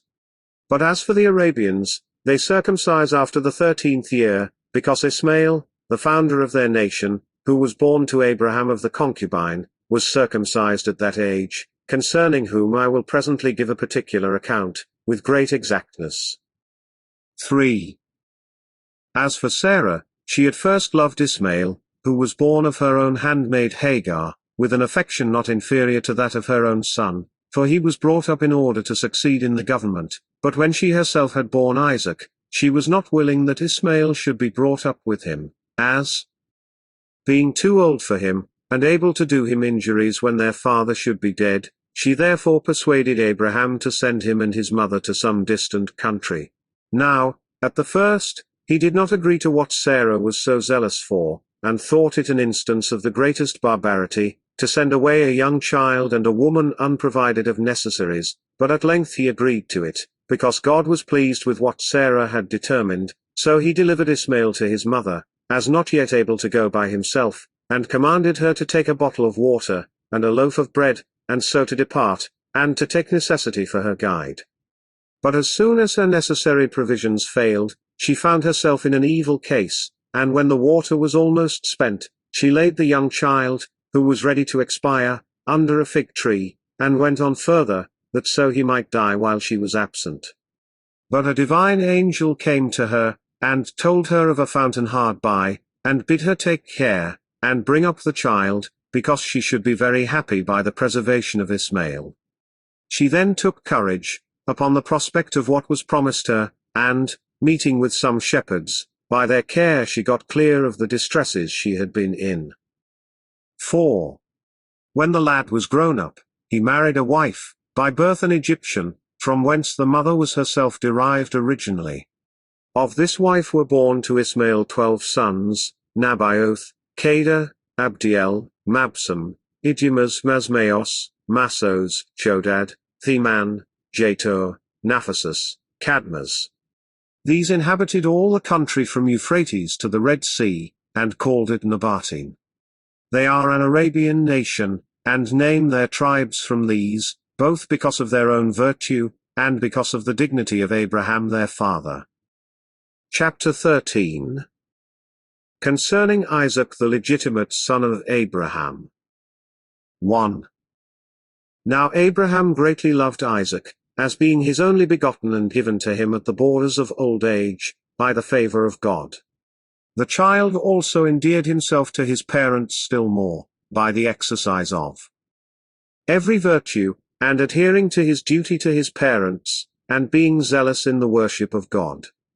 Abraham also placed his own happiness in this prospect, that, when he should die, he should leave this his son in a safe and secure condition, which accordingly he obtained by the will of God, who being desirous to make an experiment of Abraham's religious disposition towards himself, appeared to him, and enumerated all the blessings he had bestowed on him, how he had made him superior to his enemies, and that his son Isaac, who was the principal part of his present happiness, was derived from him. And he said that he required this son of his as a sacrifice and holy oblation. Accordingly he commanded him to carry him to the mountain Moriah, and to build an altar, and offer him for a burnt offering upon it, for that this would best manifest his religious disposition towards him, if he preferred what was pleasing to God, before the preservation of his own son. 2. Now Abraham thought that it was not right to disobey God in anything, but that he was obliged to serve him in every circumstance of life, since all creatures that live enjoy their life by his providence, and the kindness he bestows on them. Accordingly he concealed this command of God, and his own intentions about the slaughter of his son, from his wife, as also from every one of his servants, otherwise he should have been hindered from his obedience to God, and he took Isaac, together with 2 of his servants, and laying what things were necessary for a sacrifice upon an ass, he went away to the mountain. Now the 2 servants went along with him 2 days, but on the 3rd day, as soon as he saw the mountain, he left those servants that were with him till then in the plain, and, having his son alone with him, he came to the mountain. It was that mountain upon which King David afterwards built the temple. Now they had brought with them everything necessary for a sacrifice, excepting the animal that was to be offered only. Now Isaac was 25 years old. And as he was building the altar, he asked his father what he was about to offer, since there was no animal there for an oblation, to which it was answered, that God would provide himself an oblation, he being able to make a plentiful provision for men out of what they have not, and to deprive others of what they already have, when they put too much trust therein, that therefore, if God pleased to be present and propitious at this sacrifice, he would provide himself an oblation. 3. As soon as the altar was prepared, and Abraham had laid on the wood, and all things were entirely ready, he said to his son, O son, I poured out a vast number of prayers that I might have thee for my son. When thou wast come into the world, there was nothing that could contribute to thy support for which I was not greatly solicitous, nor anything wherein I thought myself happier than to see thee grown up to man's estate, and that I might leave thee at my death the successor to my dominion. But since it was by God's will that I became thy father, and it is now his will that I relinquish thee, bear this consecration to God with a generous mind, for I resign thee up to God, who has thought fit now to require this testimony of honor to himself, on account of the favors he hath conferred on me, in being to me a supporter and defender. Accordingly thou, my son, wilt now die, not in any common way of going out of the world, but sent to God, the Father of all men, beforehand, by thy own father, in the nature of a sacrifice. I suppose he thinks thee worthy to get clear of this world neither by disease, neither by war, nor by any other severe way, by which death usually comes upon men, but so that he will receive thy soul with prayers and holy offices of religion, and will place thee near to himself, and thou wilt there be to me a succor and supporter in my old age, on which account I principally brought thee up, and thou wilt thereby procure me God for my comforter instead of thyself. 4. Now Isaac was of such a generous disposition as became the son of such a father, and was pleased with this discourse, and said, that he was not worthy to be born at first, if he should reject the determination of God and of his father, and should not resign himself up readily to both their pleasures, since it would have been unjust if he had not obeyed, even if his father alone had so resolved. So he went immediately to the altar to be sacrificed. And the deed had been done if God had not opposed it, for he called loudly to Abraham by his name, and forbade him to slay his son, and said, it was not out of a desire of human blood that he was commanded to slay his son, nor was he willing that he should be taken away from him whom he had made his father, but to try the temper of his mind, whether he would be obedient to such a command.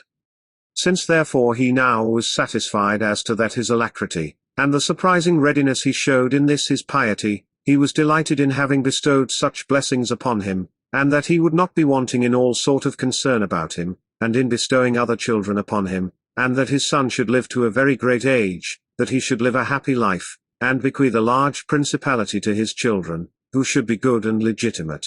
He foretold also, that his family should increase into many nations and that those patriarchs should leave behind them an everlasting name, that they should obtain the possession of the land of Canaan, and be envied by all men. When God had said this, he produced to them a ram, which did not appear before, for the sacrifice. So Abraham and Isaac receiving each other unexpectedly, and having obtained the promises of such great blessings, embraced one another, and when they had sacrificed, they returned to Sarah, and lived happily together, God affording them his assistance in all things they desired. Chapter 14. Concerning Sarah Abraham's wife, and how she ended her days. Now Sarah died a little while after, having lived 127 years.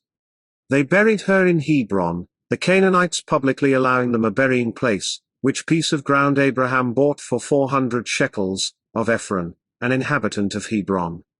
And both Abraham and his descendants built themselves sepulchres in that place. Chapter 15. How the nation of the Troglodytes were derived from Abraham by Keturah. Abraham after this married Keturah, by whom 6 sons were born to him, men of courage, and of sagacious minds, Zambran, and Jazer, and Maddan, and Madian, and Jozabak, and Su. Now the sons of Su were Sabathan and Dardan. The sons of Dardan were Latuzam, and Asso, and Lum. The sons of Maddah were Ephaz, and Ophran, and Anok, and Ebidas, and Elders. Now, for all these sons and grandsons, Abraham contrived to settle them in colonies, and they took possession of Troglodytes, and the country of Arabia the Happy, as far as it reaches to the Red Sea. It is related of this Ophran, that he made war against Libya, and took it, and that his grandchildren, when they inhabited it, called it, from his name, Africa. And indeed Alexander Polyhistor gives his attestation to what I here say, who speaks thus, Cleodemus the prophet, who was also called Malchus, who wrote a history of the Jews, in agreement with the history of Moses, their legislator, relates, that there were many sons born to Abraham by Keturah, nay, he names 3 of them, Aphah, and Surim, and Japhran. That from Surim was the land of Assyria denominated, and that from the other 2, Aphah and Jatbran, the country of Africa took its name, because these men were auxiliaries to Hercules, when he fought against Libya and Antaeus, and that Hercules married Aphra's daughter, and of her he begat a son, Diodorus, and that Sophon was his son, from whom that barbarous people called Sophaeans were denominated. Chapter 16. How Isaac took Rebekah to wife. 1. Now when Abraham, the father of Isaac, had resolved to take Rebekah, who was granddaughter to his brother Nahor, for a wife to his son Isaac, who was then about 40 years old, he sent the ancientest of his servants to betroth her, after he had obliged him to give him the strongest assurances of his fidelity, which assurances were given after the manner following: they put each other's hands under each other's thighs, then they called upon God as the witness of what was to be done. He also sent such presents to those that were there as were in esteem, on account that they either rarely or never were seen in that country. The servant got thither not under a considerable time, for it requires much time to pass through Mesopotamia, in which it is tedious travelling, both in the winter for the depth of the clay, and in summer for want of water, and, besides this, for the robberies there committed, which are not to be avoided by travellers but by caution beforehand.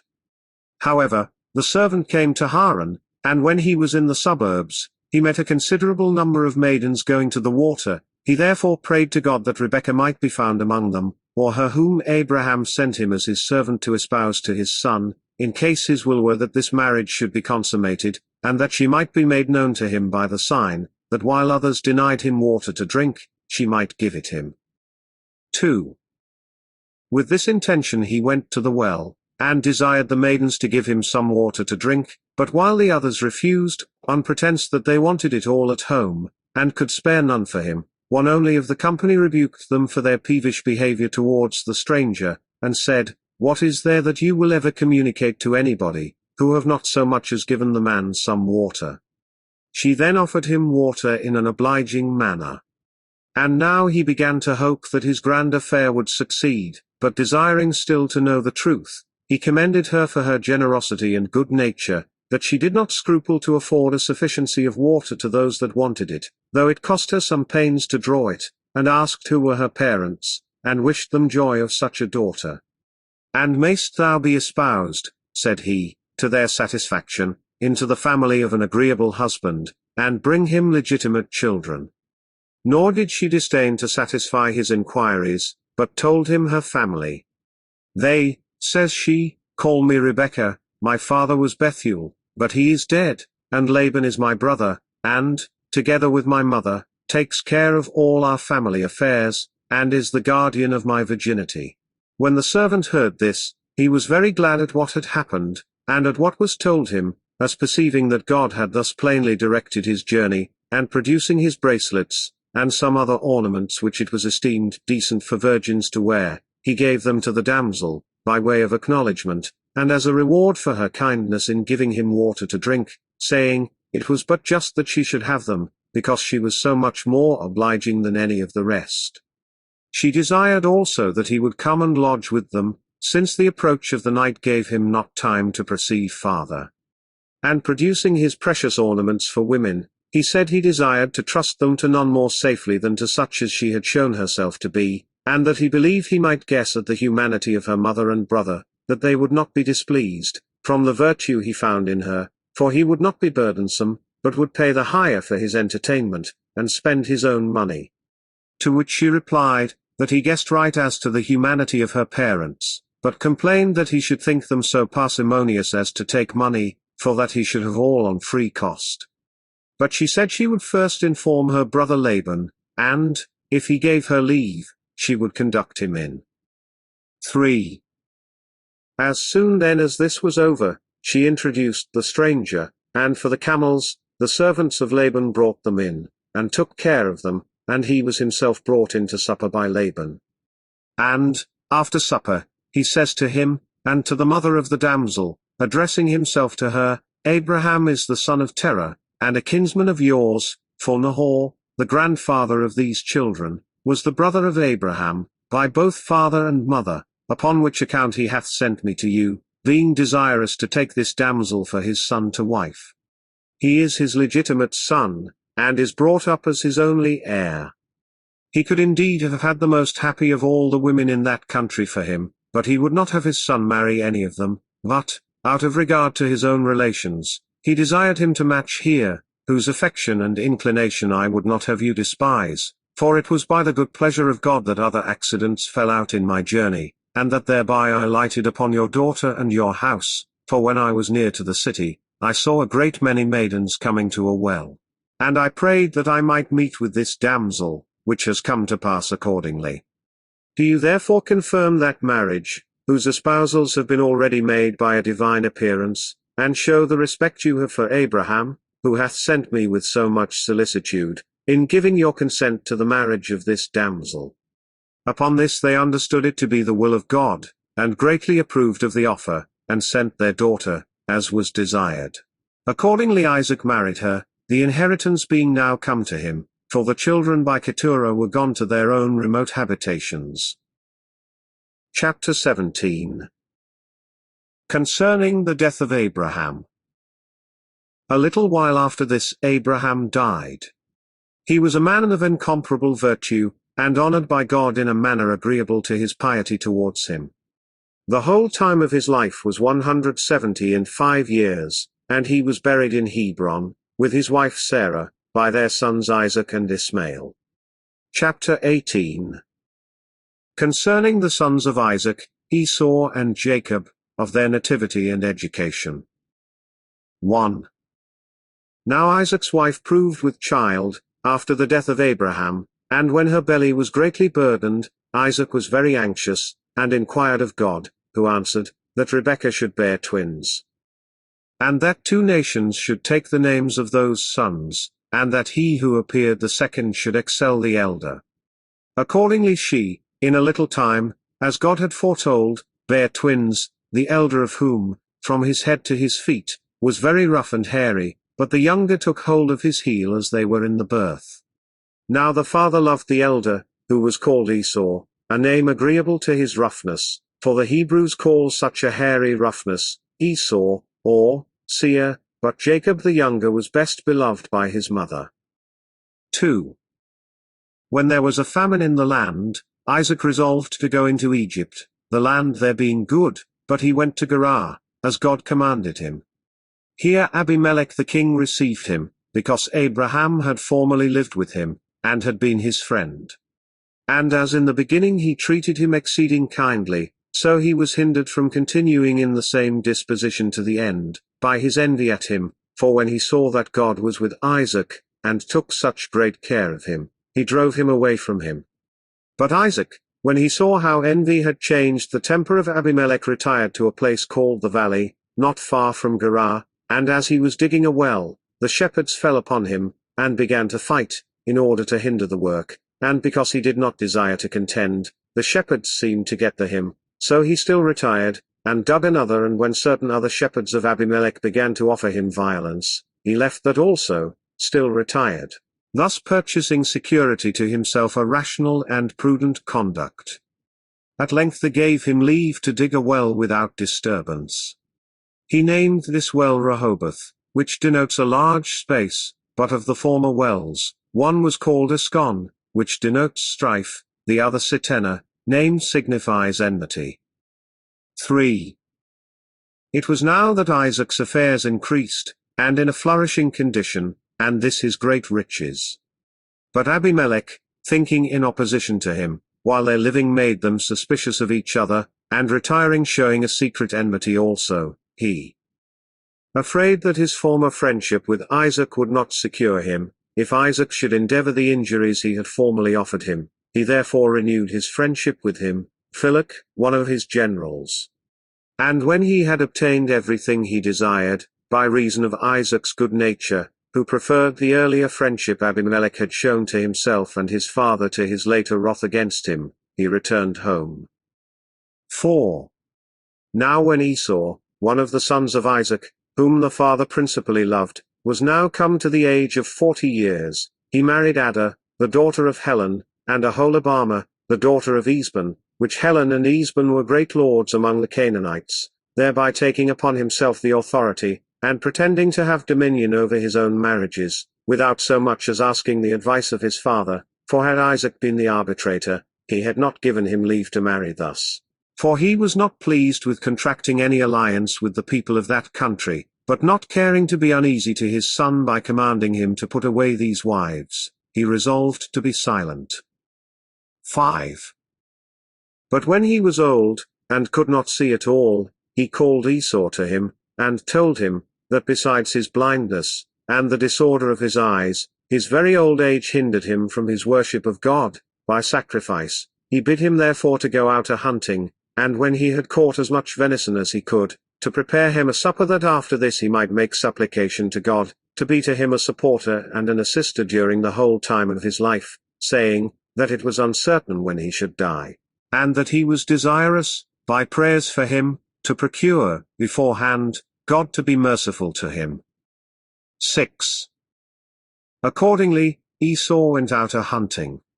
But Rebekah, thinking it proper to have the supplication made for obtaining the favor of God to Jacob, and that without the consent of Isaac, bid him kill kids of the goats, and prepare a supper. So Jacob obeyed his mother, according to all her instructions. Now when the supper was got ready, he took a goat's skin, and put it about his arm, that by reason of its hairy roughness, he might by his father be believed to be Esau, for they being twins, and in all things else alike, differed only in this thing. This was done out of his fear, that before his father had made his supplications, he should be caught in his evil practice, and lest he should, on the contrary, provoke his father to curse him. So he brought in the supper to his father. Isaac perceived to be Esau. So suspecting no deceit, he ate the supper, and betook himself to his prayers and intercessions with God, and said, O Lord of all ages, and Creator of all substance, for it was thou that didst propose to my father great plenty of good things, and hast vouchsafed to bestow on me what I have, and hast promised to my posterity to be their kind supporter, and to bestow on them still greater blessings. Do thou therefore confirm these thy promises, and do not overlook me, because of my present weak condition, on account of which I most earnestly pray to thee. Be gracious to this my son, and preserve him and keep him from everything that is evil. Give him a happy life, and the possession of as many good things as thy power is able to bestow. Make him terrible to his enemies, and honorable and beloved among his friends. 7. Thus did Isaac pray to God, thinking his prayers had been made for Esau. He had but just finished them, when Esau came in from hunting. And when Isaac perceived his mistake, he was silent, but Esau required that he might be made partaker of the like blessing from his father that his brother had partook of, but his father refused it, because all his prayers had been spent upon Jacob, so Esau lamented the mistake.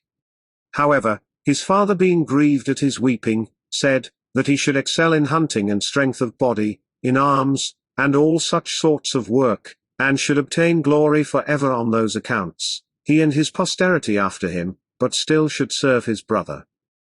8.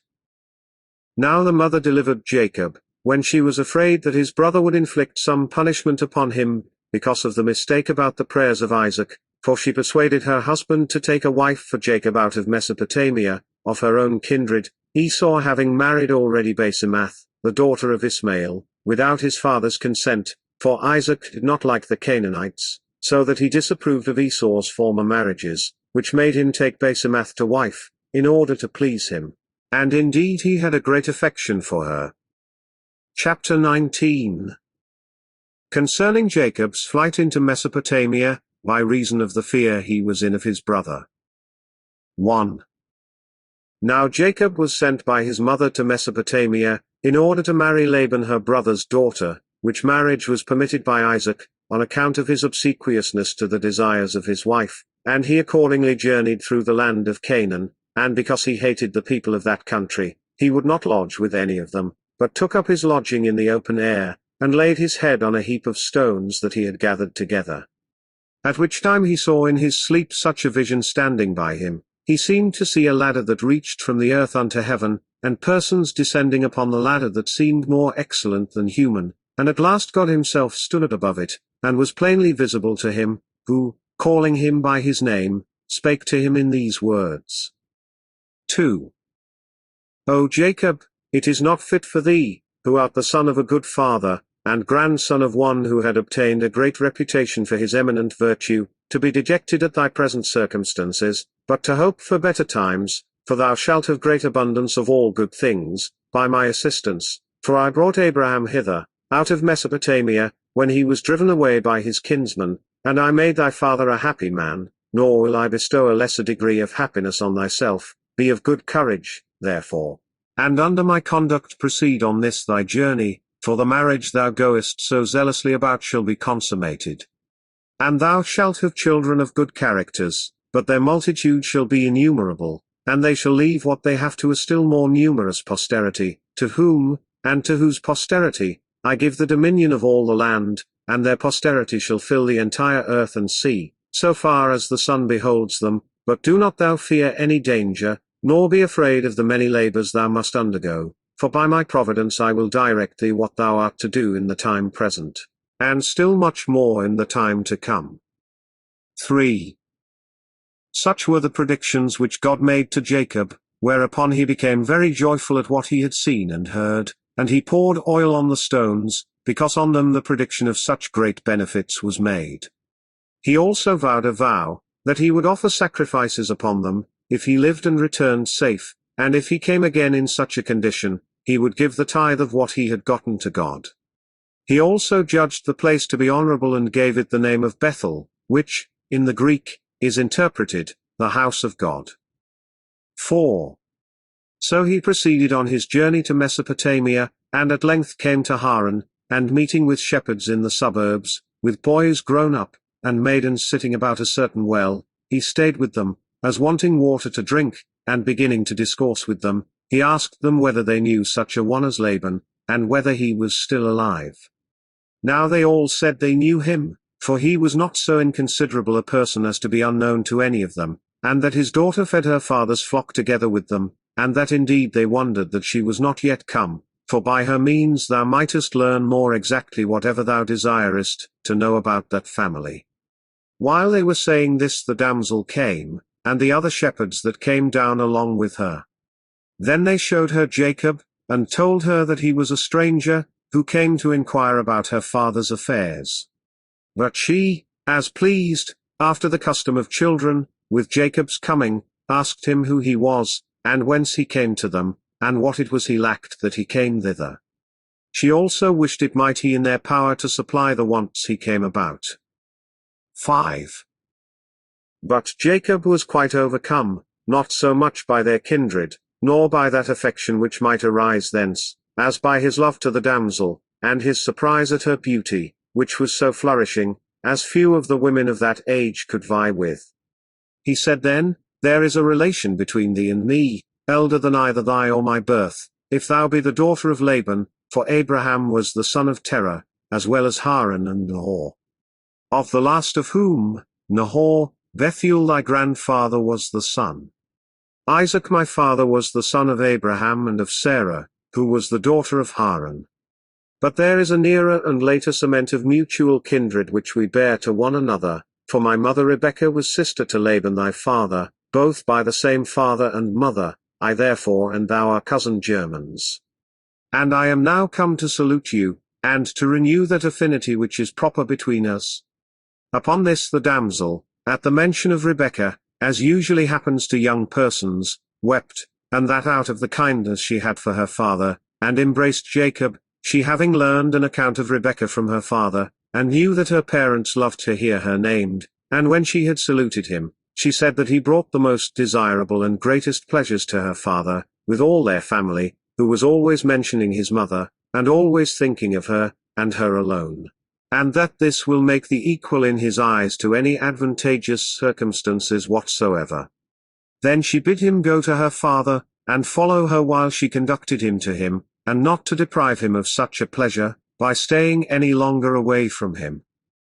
6. When she had said thus, she brought him to Laban, and being owned by his uncle, he was secure himself, as being among his friends, and he brought a great deal of pleasure to them by his unexpected coning. But a little while afterward, Laban told him that he could not express in words the joy he had at his coming, but still he inquired of him the occasion of his coming, and why he left his aged mother and father, when they wanted to be taken care of by him, and that he would afford him all the assistance he wanted. Then Jacob gave him an account of the whole occasion of his journey, and told him, that Isaac had 2 sons that were twins, himself and Esau, who, because he failed of his father's prayers, which by his mother's wisdom were put up for him, sought to kill him, as deprived of the kingdom which was to be given him of God, and of the blessings for which their father prayed, and that this was the occasion of his coming hither, as his mother had commanded him to do, for we are all, says he, brethren one to another. But our mother esteems an alliance with your family more than she does one with the families of the country, so I look upon yourself and God to be the supporters of my travels, and think myself safe in my present circumstances. 7.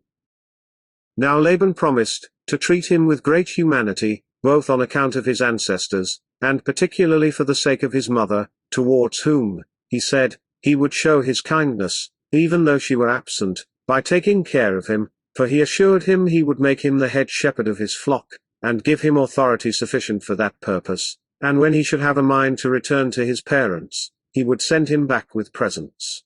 And this in as honorable a manner as the nearness of their relation should require. This Jacob heard gladly, and said he would willingly, and with pleasure, undergo any sort of pains while he tarried with him, but desired Rachel to wife, as the reward of those pains, who was not only on other accounts esteemed by him, but also because she was the means of his coming to him, for he said he was forced by the love of the damsel to make this proposal.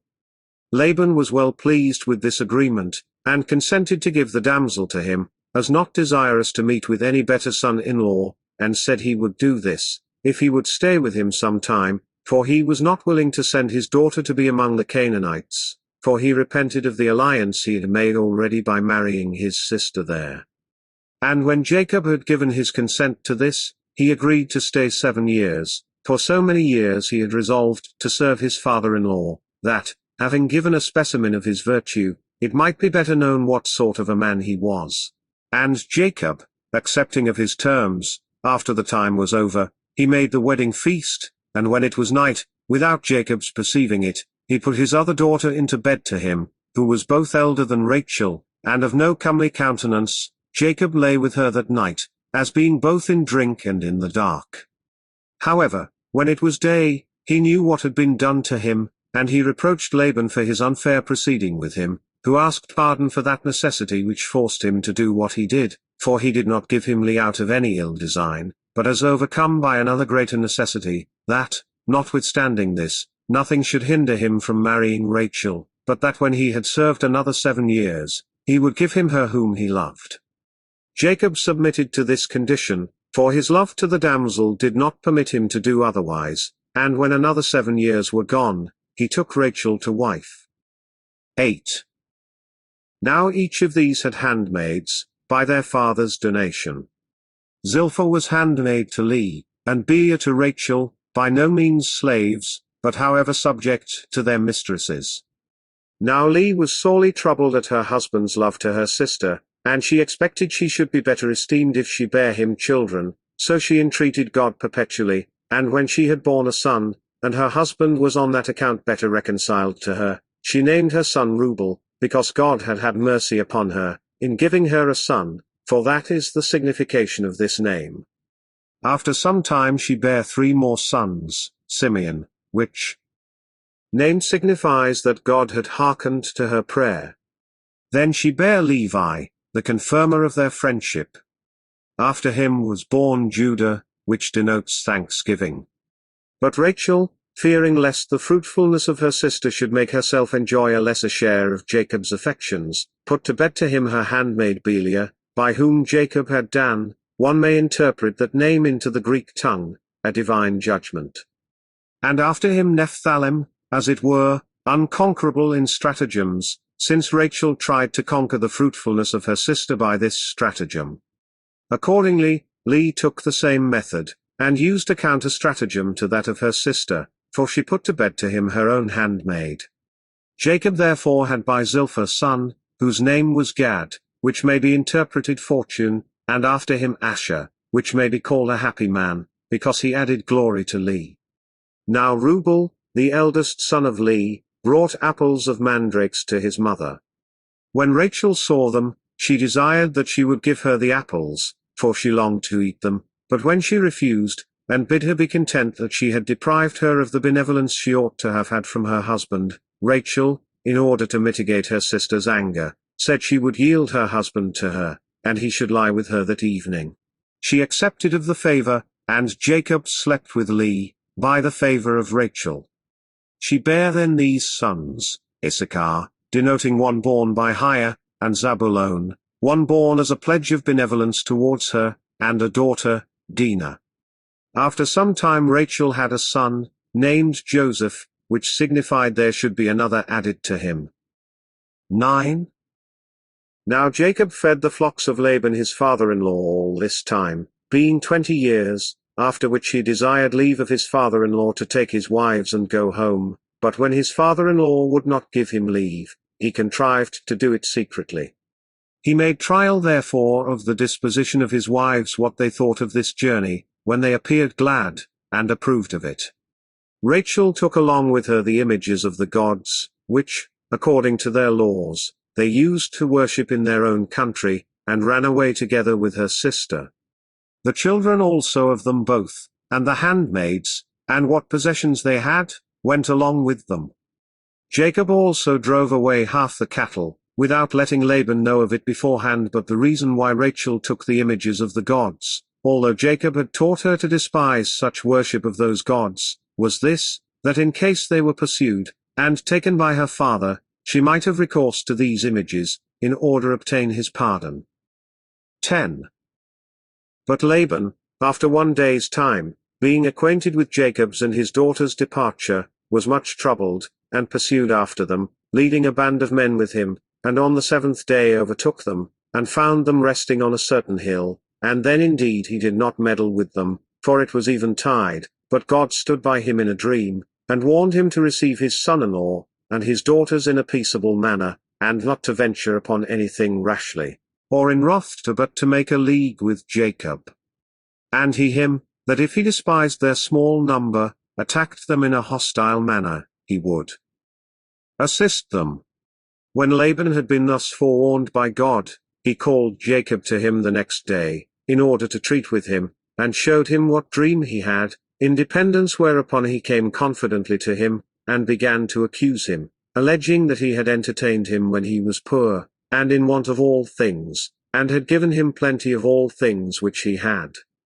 For, said he, I have joined my daughters to thee in marriage, and supposed that thy kindness to me be greater than before, but thou hast had no regard to either thy mother's relations to me, nor to the affinity now newly contracted between us, nor to those wives whom thou hast married, nor to those children, of whom I am the grandfather. Thou hast treated me as an enemy, driving away my cattle, and by persuading my daughters to run away from their father, and by carrying home those sacred paternal images which were worshipped by my forefathers, and have been honored with the like worship which they paid them by myself. In short, thou hast done this whilst thou art my kinsman, and my sister's son, and the husband of my daughters, and was hospitably treated by me, and didst eat at my table. When Laban had said this, Jacob made his defense, that he was not the only person in whom God had implanted the love of his native country, but that he had made it natural to all men, and that therefore it was but reasonable that, after so long time, he should go back to it. But as to the prey, of whose driving away thou accusest me, if any other person were the arbitrator, thou wouldst be found in the wrong, for instead of those thanks I ought to have had from thee, for both keeping thy cattle, and increasing them, how is it that thou art unjustly angry at me because I have taken, and have with me, a small portion of them? But then, as to thy daughters, take notice, that it is not through any evil practices of mine that they follow me in my return home, but from that just affection which wives naturally have to their husbands. They follow therefore not so properly myself as their own children. And thus far of his apology was made, in order to clear himself of having acted unjustly. To which he added his own complaint and accusation of Laban, saying, While I was thy sister's son, and thou hadst given me thy daughters in marriage, thou hast worn me out with thy harsh commands, and detained me 20 years under them.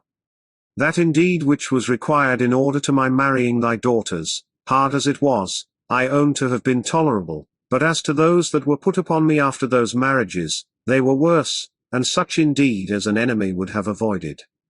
For certainly Laban had used Jacob very ill, for when he saw that God was assisting to Jacob in all that he desired, he promised him, that of the young cattle which should be born, he should have sometimes what was of a white color, and sometimes what should be of a black color. But when those that came to Jacob's share proved numerous, he did not keep his faith with him, but said he would give them to him the next year, because of his envying him the multitude of his possessions. He promised him as before, because he thought such an increase was not to be expected, but when it appeared to be fact, he deceived him. 11. But then, as to the sacred images, he bid him search for them, and when Laban accepted of the offer, Rachel, being informed of it, put those images into that camel's saddle on which she rode, and sat upon it, and said, that her natural purgation hindered her rising up.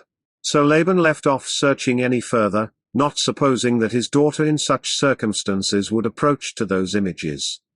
So he made a league with Jacob, and bound it by oaths, that he would not bear him any malice on account of what had happened, and Jacob made the like league, and promised to love Laban's daughters.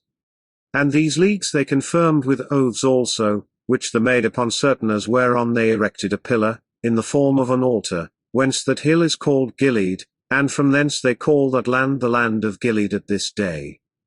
Now when they had feasted, after the making of the league, Laban returned home. Chapter 20. Concerning the meeting of Jacob and Esau. 1.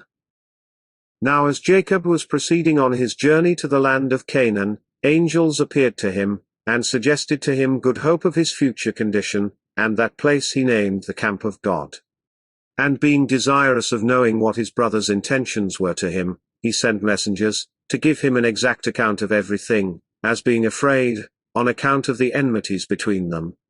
He charged those that were sent, to say to Esau, Jacob had thought it wrong to live together with him while he was in anger against him, and so had gone out of the country, and that he now, thinking the length of time of his absence must have made up their differences, was returning, that he brought with him his wives, and his children, with what possessions he had gotten, and delivered himself, with what was most dear to him, into his hands, and should think it his greatest happiness to partake together with his brother of what God had bestowed upon him. So these messengers told him this message. Upon which Esau was very glad, and met his brother with 400 men. And Jacob, when he heard that he was coming to meet him with such a number of men, was greatly afraid. However, he committed his hope of deliverance to God, and considered how, in his present circumstances, he might preserve himself and those that were with him, and overcome his enemies if they attacked him injuriously. He therefore distributed his company into parts, some he sent before the rest, and the others he ordered to come close behind, that so, if the first were overpowered when his brother attacked them, they might have those that followed as a refuge to fly unto. And when he had put his company in this order, he sent some of them to carry presents to his brother. The presents were made up of cattle, and a great number of 4-footed beasts of many kinds, such as would be very acceptable to those that received them, on account of their rarity. Those who were sent went at certain intervals of space asunder, that, by following thick, one after another, they might appear to be more numerous, that Esau might remit of his anger on account of these presents, if he were still in a passion. Instructions were also given to those that were sent to speak gently to him. 2. When Jacob had made these appointments all the day, and night came on, he moved on with his company, and, as they were gone over a certain river called Jabbok, Jacob was left behind, and meeting with an angel, he wrestled with him, the angel beginning the struggle.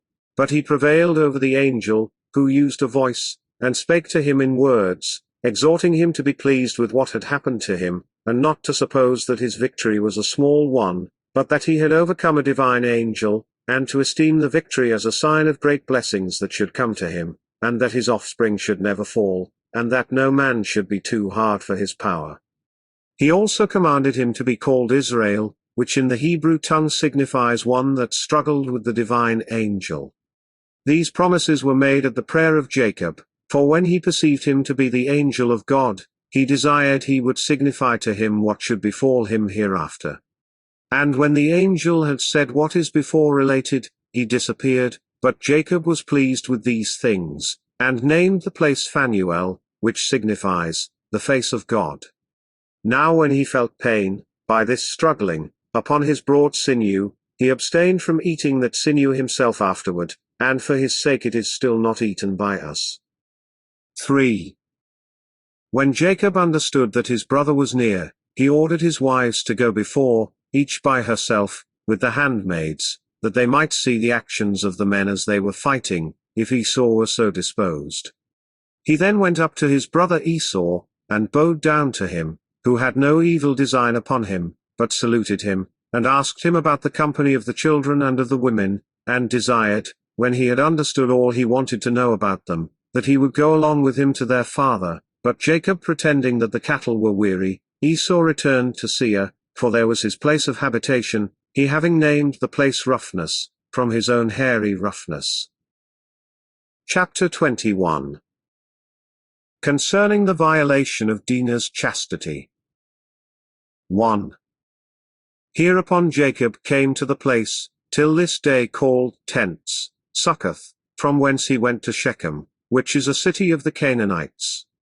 Now as the Shechemites were keeping a festival, Dinah, who was the only daughter of Jacob, went into the city to see the finery of the women of that country. But when Shechem, the son of Hamor the king, saw her, he defiled her by violence, and being greatly in love with her, desired of his father that he would procure the damsel to him for a wife. To which desire he condescended, and came to Jacob, desiring him to give leave that his son Shechem might, according to law, marry Dinah. But Jacob, not knowing how to deny the desire of one of such great dignity, and yet not thinking it lawful to marry his daughter to a stranger, entreated him to give him leave to have a consultation about what he desired him to do. So the king went away, in hopes that Jacob would grant him this marriage. But Jacob informed his sons of the defilement of their sister, and of the address of Hamor, and desired them to give their advice what they should do. Upon Phils, the greatest part said nothing, not knowing what advice to give. But Simeon and Levi, the brethren of the damsel by the same mother, agreed between themselves upon the action following, it being now the time of a festival, when the Shechemites were employed in ease and feasting, they fell upon the watch when they were asleep, and, coming into the city, slew all the males, 38, as also the king, and his son, with them, but spared the women. And when they had done this without their father's consent, they brought away their sister. 2. Now while Jacob was astonished at the greatness of this act, and was severely blaming his sons for it, God stood by him, and bid him be of good courage, but to purify his tents, and to offer those sacrifices which he had vowed to offer when he went first into Mesopotamia, and saw his vision. As he was therefore purifying his followers, he lighted upon the gods of Laban. For he did not before know they were stolen by Rachel, and he hid them in the earth, under an oak, in Shechem. And departing thence, he offered sacrifice at Bethel, the place where he saw his dream, when he went first into Mesopotamia. 3. And when he was gone thence, and was come over against Ephratah, he there buried Rachel, who died in childbed. She was the only one of Jacob's kindred that had not the honor of burial at Hebron. And when he had mourned for her a great while, he called the son that was born of her Benjamin, because of the sorrow the mother had with him. These are all the children of Jacob, 12 males and 1 female. Of them 8 were legitimate, viz. 6 of Leah, and 2 of Rachel, and 4 were of the handmaids, 2 of each, all whose names have been set down already. Chapter 22. How Isaac died, and was buried in Hebron. From thence Jacob came to Hebron, a city situate among the Canaanites, and there it was that Isaac lived, and so they lived together for a little while, for as to Rebekah, Jacob did not find her alive. Isaac also died not long after the coming of his son, and was buried by his sons, with his wife, in Hebron, where they had a monument belonging to them from their forefathers. Now Isaac was a man who was beloved of God, and was vouchsafed great instances of providence by God, after Abraham his father, and lived to be exceeding old, for when he had lived virtuously 185 years, he then died.